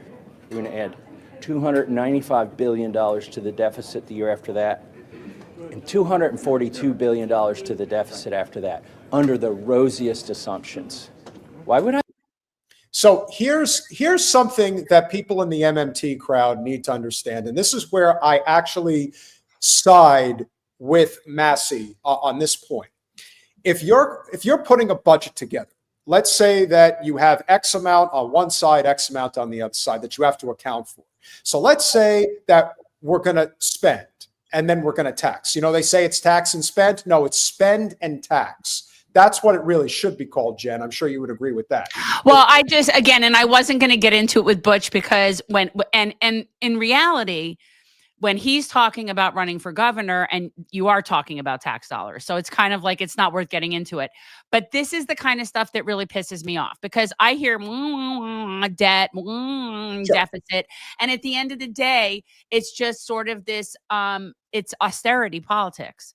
Well, so I'm not supportive of the entire premise of this, even though I prefer his level of candor. Well, what I think Massie is getting at, which I do agree with, is this idea of, if your intention is to push through massive tax cuts for the very richest people in the country, and the way that you're going to maneuver that money is by basically screwing over working people who cannot afford to do this. So you basically just create money out of thin air, and you continue to devalue your own currency, because it's not like we are not living in the Gilded Age where the greatest wealth gap already But exists. I'd rather him say it like that, and that's not what he said. What he said was wah, wah, wah, wah, deficit, wah, wah, wah, right? Well, that's not the same thing as the explanation as to, yeah, I'm not with tax cuts for the rich and, you know, whatever it was. That's what I'm saying. Well, that's where I've always said that the intersection between progressives and libertarians is actually very real. And Massie is a real libertarian. Like, he actually believes in the principles of what that ideology is supposed to be about. Some very good, some not so good. It all depends on where you land. Now, when it comes to spending tax, there's no question that Massie does subscribe to forms of austerity. There's no question that he does. However, the reason why Massie is somebody that you can engage with is because he doesn't believe in the corporatocracy. That he doesn't believe in. He believes in the free market. And whatever the fuck it is that they're trying to sell on Capitol Hill is not a free market. And he's 100% correct about that. I vote for that. So are you solidly a no? Yeah, they convinced me. I was at lean no until this meeting. Now I'm a no. This no confirmed. This is a no. Why? What? Why? They're talking points. Look. These are not something I made up. This is the leadership's talking points. It adds $328 billion to the deficit. It adds $295 billion to the deficit the year after that.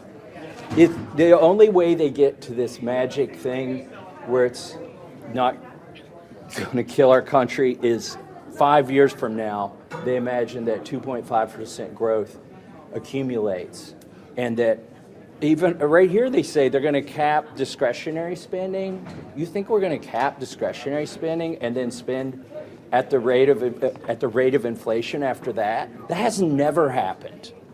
So their assumptions are wrong. But even if you take their assumptions at face value, they told us in there they're going to increase the deficit in 2025 by $328 billion. And I've been here long enough. I've been here 12 years. So I've seen a 10-year plan or two come all the way to 10 years. Under Boehner, we had these 10-year plans. Under Ryan, we had these 10-year plans. Anything past the third year never happens. Thanks. And he, because he's not bought by corporate special interests, unlike 98% of the people elected on Capitol Hill, he is willing to talk to the media about these things. Whereas yes, he has nothing to hide. He has no reason. That's the beauty of not being a lying piece of shit. Mm-hmm. You could speak freely. That's why Medea Benjamin never has to confront Thomas Massie, unlike the other scumbags. Why would she? No, exactly. In fact, AIPAC Tracker is now making graphics of the representatives who do not take any money from AIPAC. And of course, the first two that they led off with were Thomas Massie and Ilhan Omar. And so that really should tell you all you need to know, because Ilhan Omar and Thomas Massie are two very different people in politics. And both very effective and very effective. Correct. And they're not corrupt. Yeah. And that to me is really what matters. And so Massie, even though he's not completely correct in what he's saying by any stretch, in fact, Grumbine would probably say he's very wrong. Now, he may agree with him that Massie is correct in his concerns with what they're doing, but his conclusions are wrong. He's concerned for the wrong reasons. Fair enough. But I also think there is something to be said for how Massie is somebody who I think Butch can learn and take a lot of cues from. Because here's a guy who thumbs his eye, puts a thumb in the eye of everything that the GOP claims to stand for, but doesn't actually stand for. They're complete hypocrites. And he has no problem calling that out. And even though AIPAC attempted to get him out of office this previous election, they failed miserably in trying to do it because his people he's popular. He's very popular. And so now that the Crypt Keeper has decided that he's no longer going to be in the Senate, Lord knows if he'll even be alive to see the end of it. Maybe, just maybe, Massie is going to make the move. I hope he does. Because then you would have isn't that amazing that you would have two him senators and Rand Paul from Kentucky that are not corporate whores? No. And listen, I disagree a lot more with Rand Paul than I do with Thomas Massie. Yeah. But you know what? At the end of the day, Rand Paul is at least convicted in supporting policies that are not completely driven by corporate special interests. And that's, again, it's a rare commodity in politics. And I also believe that Massie will look at it as, if I am one of 100 votes that can make the difference in major policy legislation being stopped or passed, he will see that as an opportunity where if people are going to put, $25 to $50 million behind him, and he probably, frankly, with him, he probably doesn't even need that much. He would have such a grassroots swell of support if he ran for the U.S. Senate. And let me tell you something, Jen, as a guy, I'm looking at him. I understand he personally has dealt with, he lost his wife, last year. That's a lot to deal with, but you can see that he's turned a corner in his life. He's taken off the glasses. He's grown the beard. I don't know what you're reading a lot into this, man. He's turning into a badass is what I'm saying. Well, I mean, good. Well, I mean, I just appreciate that somebody who's not a corporate whore gets attention, and that's good. We can certainly agree on that 100%. We've had 2 more super chats from Yalabite, $5. Thank you so much. Oh, Peter will have a lot to say. He always has something to say about Patrick. What do I think of Patrick Bet-David, who is about 15 minutes from where Jen's studio is, and him interviewing right-wing fascists like Dominic Tarazinski, who I believe is the head of the Proud Boys. I think that's what his organization is. Jair Bolsonaro, who attempted to poison Eula down in not Venezuela. What country? Brazil. I'm sorry. And shitting on unions and WFM. Well, of course, because that's Patrick Bet-David. That's what he does. That's what his guys do. And so I will tell you guys a little Patrick Bet-David story, because when now you did it. So when Jen was running for Congress, I tried to get her on the Patrick Bet-David podcast. He's had a lot of guests. He does a pretty good show, but his business model is multi-level marketing. That's really not a secret if you even look at it. Like, it's pretty obvious that that's what he does. And so when I attempted to get Jen on the show, they basically had me go through a couple of channels where first they wanted me to basically give Patrick Bet-David $1,500 to even consider Jen being on the podcast. So, and by the way, had I known this, because this is the first time I'm hearing this, because this is why I wasn't even considering it. The second they were like, "Well, listen, we need you to become." I can't believe you never told me. I cannot believe you never told me this. So they wanted you to become. They wanted us to become a member of their mastermind first. Join one of the calls on Wednesday when Patrick makes an appearance, and we'll see about what we can do as far as getting you on the schedule, if that might be possible. That's a great. I really would have appreciated knowing this at the time, because then I could have really told him to go get fucked. All I can tell you is that PBD won't take anything away from his podcast. Oh, that's funny. He does a good job there. He's had on some good guests. His opinions obviously fluctuate, much like Rogan's, depending on who he's talking to. However, Rogan is a genuinely curious guy, whereas somebody like Patrick Bet-David, it's a business. It's a grift. It's a grift. And it's a and I have, look, Joe Rogan, whatever, but I do agree. I do think he is a genuinely curious person. I do believe that. And he definitely, the way he talks to people and the ways that he really is interested. And I think that he, seems to be pretty decent. Like, I've never seen him say or do anything that made me think, ugh. Which and is yet, why ever. I don't know. Why do people have an issue with him just based on who he talks to? Yeah. Like, what is Rogan? Like, I don't understand. Why would anybody, like, other than maybe they're jealous? I bet a lot of people are probably jealous of Rogan. They are.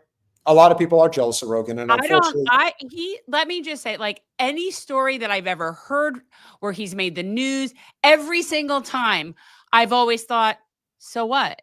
Like, I don't understand like, he has never done anything that has made me once be like, no, well, whatever. If you were to listen to any of the interviews that Patrick Bet-David has given, especially when it comes to this very expensive compound that he has basically built for himself in Oakland Park, Florida, what you will understand is that the guy is he is a complete fake it till you make it type of multi-level marketer. And he was very successful at basically convincing thousands of people. And for the most part, these are young men. These are naive to the world. They're trying to make their mark. And by doing that, he's created a network where basically he can't lose. And he made a lot of money. It is what it is. He's not the only one. Don't think for a second that this is some anomaly. It isn't. Multi-level marketing is a very common practice in the United States. I wasn't a sucker to it, but somebody tried to get me to work for them with the multi-level marketing company was a health brand called Advocare. Drew Brees was a promoter of the products. But it's all the same. They want you to go out there and sell these products. That's what they want you to do. You know what I have to say about Patrick Bet-David? What do you have to say? I'm going to channel my Shania Twain. That don't impress me much. Yeah. Oh, you don't like his private jet hangar? I'm just, I'm not lured by that kind of shit. Progressive lefty Rogan very rarely pushes back on his guests. I don't watch him. I mean, occasionally if there's someone I really, really like that was on there, I might go watch some of it. But he doesn't claim to be a journalist. He doesn't, that's not his job. And just like sometimes I don't feel like it's my job. I'm exposing things. I'll put out what I think, but it's not my job. Part of the reason, one person's job, but definitely Rogan. He's just more, I don't know. Part of the reason why I don't have any sympathy for people who don't like Joe Rogan is because Joe Rogan supported Bernie Sanders, and the Democratic Party did everything in their power to sabotage Rogan and sabotage Bernie. So you know what? You you made your bed, now fucking sleep in it. I've just not seen or heard him do anything that I have found so. I mean, he said things I don't agree with, but so do a lot of people. I just don't. Yeah. All right. So we have to. Might be crap. I don't know. I just know that I don't hate people for who they talk to. Sure. Yalabite, thank you for the $1.99. Maxwell Frost, design is fraud, masking is a lefty. Look. I don't know. I don't know that. I understand the concern, and I do know that there has been a history that could demonstrate that. A lot of people don't trust him. I don't know that. A lot of people don't trust him, and I get it. I like, on a personal level, I get along fine with Maxwell. Same. I don't trust him. Why should I? Peter, we don't trust anybody. He's a politician. We don't. Well, let me ask you, we don't trust anybody in this. No. Listen, exactly. I think you don't trust him. We don't trust anybody. Listen, Ilhan Omar went up to Jen and wrapped her arms around her. And I still don't trust her because that I disagree with. I don't trust Thomas Massie. I appreciate what he's doing, and I think he's making as good an effort as anybody can on the Hill. But do not ever doubt that any of you out there truly understand what real power looks like. and what it feels like and what it can do for you. Just look at Alex, and need I say more? This is a person who, what was it? Candace Everdeen? What was that? What was the name? Katniss Everdeen. Okay. Katniss. So Alex was supposed to be that person. Could have been that person, but she got too caught up in the life. She got too caught up in the power, and she decided she wasn't going to risk it. So she went along to get along. Again, a lot of it to me always comes down to maturity. I've always said that. And, you know, look, there's a lot of things that people do when they're in their 20s that they might not do when they're in their 50s. You know, it's just. I'm a supporter of JD. He's talking about the doorknobs. He's talking about. So the thing about Jimmy is that.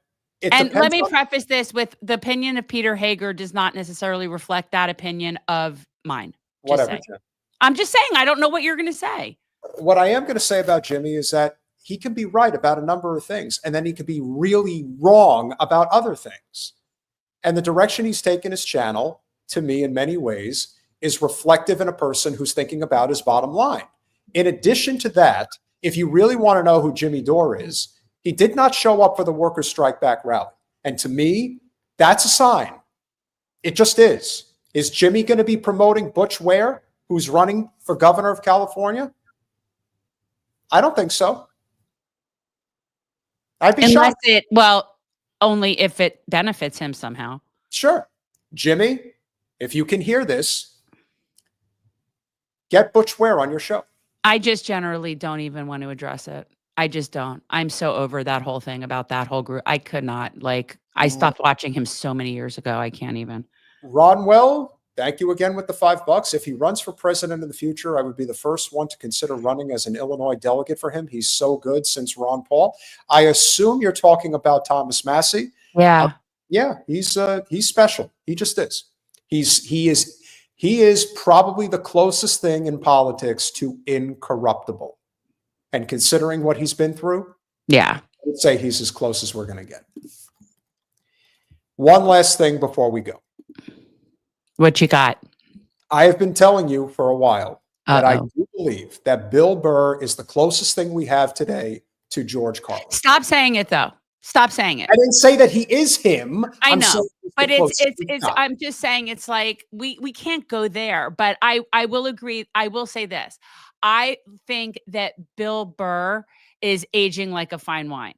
I will say that I find him to be better now, as like I'm finding, and it isn't just because his politics clearly are aligning with mine in some way. I just think he has even less fucks to give, and that it's very pleasing. The progressive lefty, listen, as long as we are delivering a message that allows you to contribute as much as you do to our channel, we will not let you down. And if Jimmy, you feel, has let you down because he has proven time and again that he's more about the money, listen, our mission is to, I know you said that we're not transforming politics into service. We are about service. And that is what somebody like Butch Ware is going to do. That is what somebody like Thomas Massie does.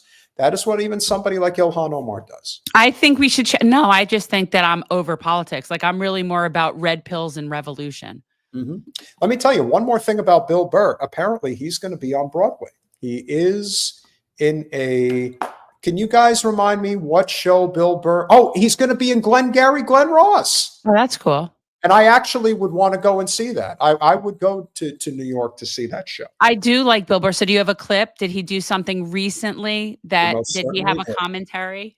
Okay. I made fun of the fucking Twitter guy for fucking Sieg Heiling, not once but twice. And I never look at my emails. I was scrolling through my emails and it said my Twitter account had been flagged for I don't even tweet anymore.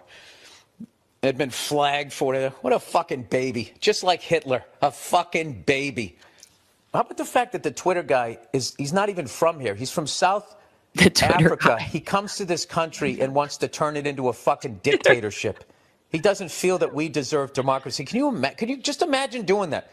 Going to another country. Now, I love that he calls him the Twitter guy. I love that he won't say his name. I love that he doesn't say his name, and we shouldn't either. That's because that just nothing pisses off a narcissist more than ignoring them. And I do agree with you that is a huge part of what the bigger issue is here with Musk is the fact that he's not even from this country. He's not a citizen. No, it's ridiculous. The whole thing is just absurd that this guy from somewhere else is coming in here and like basically reassigning everybody. Like it's just so off the wall. Miranda Fair, we're going to get to your comment after we finish this up. We'll continue. Just deciding, yeah, you know what? I'm going to change this form of government because I've decided. Yeah, he doesn't mind living under a dictatorship as long as he's on the good side of it.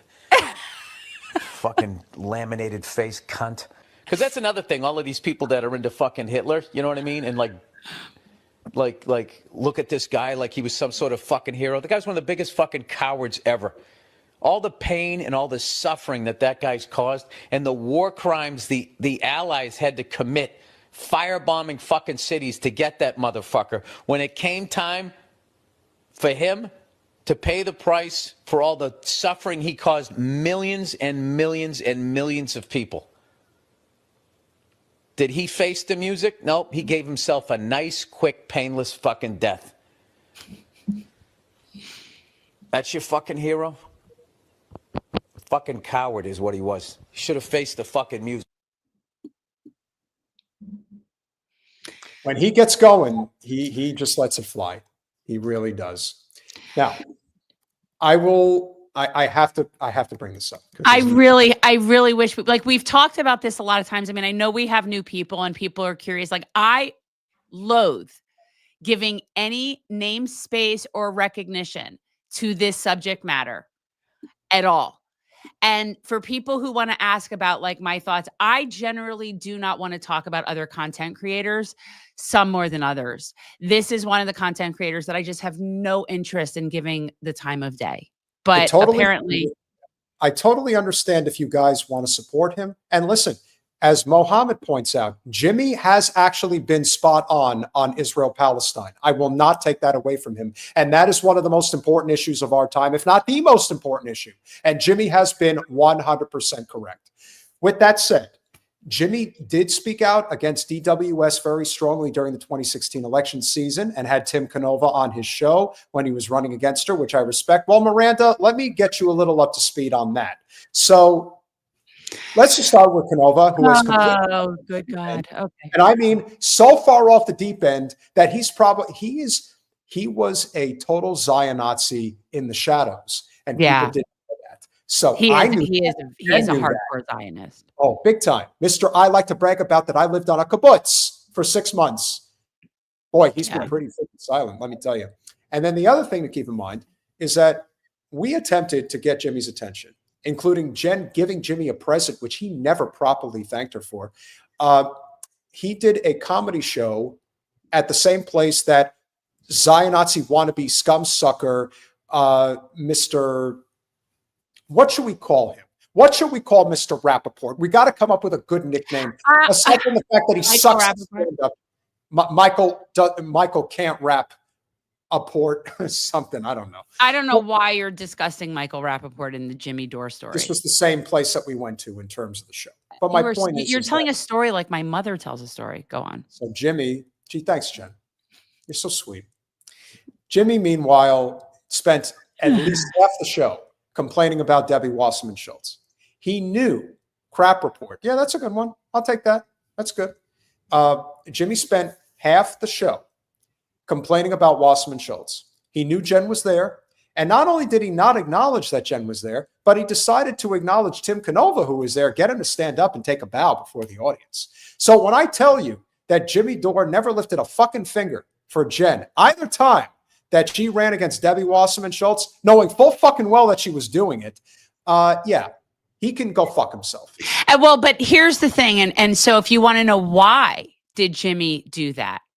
To the best of our understanding, Tim Canova was talking all sorts of shit about me and telling people things like I take money from George Soros and that I'm actually not a real progressive, and just all of this stuff that was just so ridiculous. And you could even go back a couple years ago, because Jordan was actually kind enough to actually just give Tim the opportunity to explain what he was saying about me. And Jordan did a whole spiel about that he never got an answer, right? Like there is no answer because there's no there. And so Tim told Jimmy whatever he told him. And so Jimmy and friends ghosted us. So he literally did an entire hour bitching about Debbie Wasserman Schultz down here in our district area, and knew that the person running against her was sitting in the audience and did nothing to even mention that that was happening in a room full of potential voters and volunteers. So it's just, didn't bother to do any research into what his good pal Tim told him, even though his good pal Tim is a lunatic. Mm-hmm. And also extremely abusive, I might add. And And a lush. Well, there's a lot of things, but abusive was one. And by the way, before I decided to run, I spoke with Tim.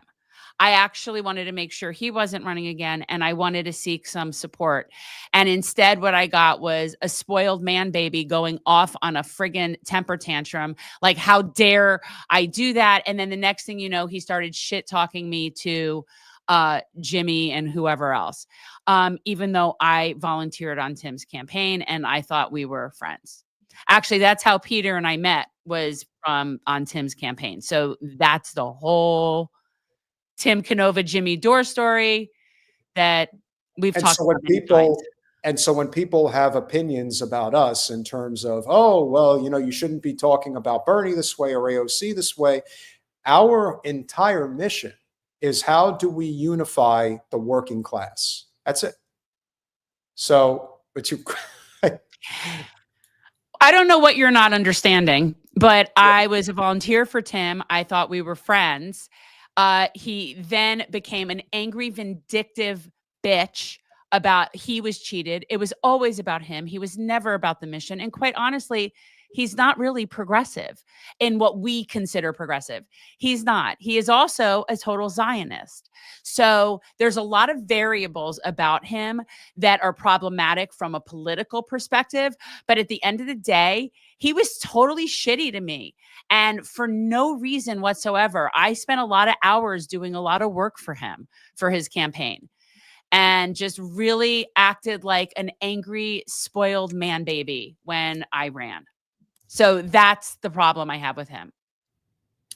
It's not that JD is all in on Trump. JD is all in on his business. JD is all in on JD. It's all about the business, baby. And if he thinks that that's what's going to get him the highest amount of money, then that's what they're going to do. It's no different than, why is Midas Touch such a popular podcast? Well, when you happen to be the three sons of an extremely powerful Democratic attorney in Los Angeles, what do you think is going to happen when you cultivate hundreds of thousands of liberal, wealthy supporters throughout the United States? That's what you're going to get. These audiences are not hard to cultivate if you follow a specific trajectory. If you do that, we've seen other content creators do it. Ones that we thought were good people turned out to not be. Ones that we knew sucked to high heaven, and they proved just how much they were capable of sucking. But hence why, back to point number one, we don't trust anybody. Exactly. Oh no, we do trust Jordan Charlton and Status Quo. Oh, you're talking content creators. We trust Steve Grumbine. There are people out there. I thought you were talking like political people. Sorry. If you're talking about a person who does a podcast who I think absolutely delivers his message effectively and does not, he has no loyalty other than to the benefit of the Black community, I think Tim Black does an excellent job with his show. I think he that's why I liked him. Judge Napolitano, he's conservative, but he does a really solid job. Yeah, he is. Well, I don't know why you say that. And if he is, again, this is my problem with labels. You would not think he's conservative from watching his show. Sure. He's pro-Palestine. He's anti-war. Like, I mean, what do we call He may be conservative in the truest sense. That's the thing. Well, okay. That's one thing. But I like Judge Knapp. I like that.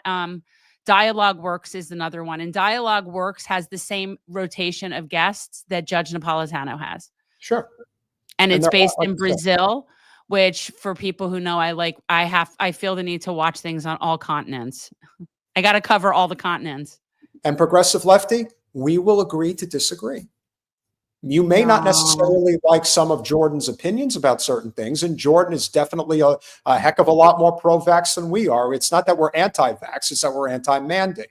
And so if that's the issue— I don't even know where you would come up with that conclusion.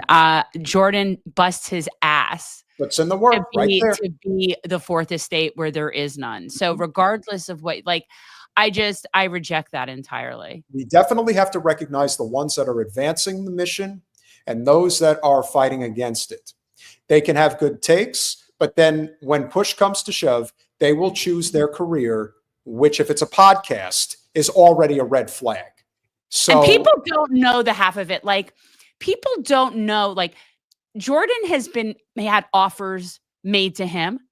Jordan has been approached by people like resources and money and have offered him, some money, but he's not going to compromise what he does. So it's like, people really have no idea what they're talking about. That's the thing. Like, you really have no idea who is principled until you see them in action. And I've been watching him for a few years now, and I can tell you extremely principled. So, yeah. People really have no concept. Yeah, I love Nima too from Dialogue Works. I do.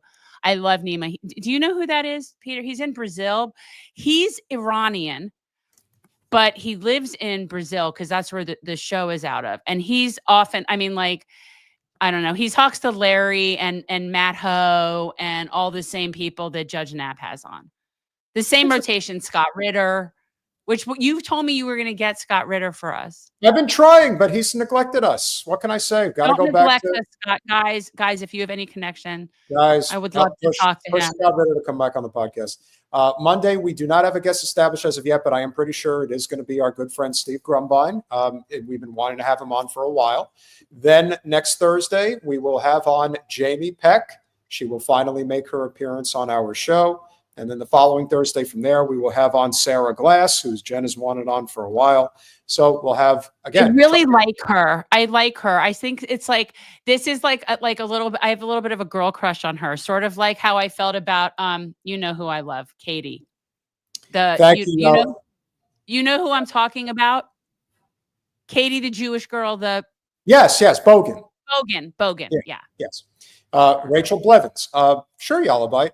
Hey guys, any suggestions? Remember, if you have any suggestions for our show, yes. Why do I know that name?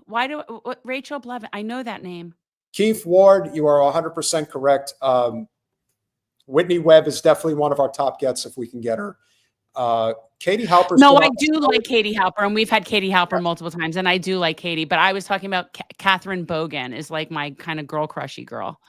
And that's how I like, and I like Sarah Glass too. So I actually want to introduce them to each other because I think like they're both into like very much the same kind of things. I think they would actually be really. Guys, if you have any suggestions, please email us at generationalchange@gmail.com. Manwith, we have had on Daniel Mate. We have not had Matt Lieb on, but I do like Bat Hasbara. Yes. Any suggestions? We've had Larry Wilkerson. Who else? Yep, one of the best. And I think we've definitely hit our high watermark, 26 super chats tonight. That's awesome. Really, really incredible. Tremendous people here. Really great people. So if you Peter's going to be able to afford to eat. Yeah. I'm hungry right now, as I'm sure you are too. No, I disagree. Well, Keith, you're pretty much as anti-vax as it gets. So listen. I don't know why Scott Ritter's disappointing you, but nobody is on this earth just to please us all the time. That's the problem. Which is why we have to it's like not everybody is going to be everything that you want them to be. That's just not how this works. And Max absolutely rocks. We would listen. I text with Max. Jen texts with Max. We've been trying to get him on for a while. He is somebody who is legitimately busy all the time. But I think we could grab him at some point. And apparently being detained. and being detained. So there you go. So with that said, smash that like button. Make sure you're subscribed because some people get unsubscribed. Oh, I love Owen Jones. I love, you know what? Here's my only downside with somebody like Owen. Okay, sorry. Is that he's UK. And so for those people that are over there, it's really hard for us to coordinate our show for them. Any of the people in the UK. But I do like Owen Jones. Brett, thank you for the $2. I do not know who Dimitri Laskris is. I do. I watch him too. Guys, please, I'm begging you. I don't work a full-time job. I work a full-time career. So I am literally buried in what I do. And Jen has offered to help out. So if you have suggestions and if you have contacts and emails, anything that you could think of, please email us at generationalchange@gmail.com. Please. We would really appreciate any and all suggestions, and we will reach out to everybody. I love to get our schedule stacked at least 2 weeks in advance, where we can get people on the schedule so I don't have to worry about it, where it's already taken care of. That would obviously mean a lot. So with that said, smash that like button, share, subscribe, do all those things we ask you to do. We love you all, and we'll see you Monday. Bye, all.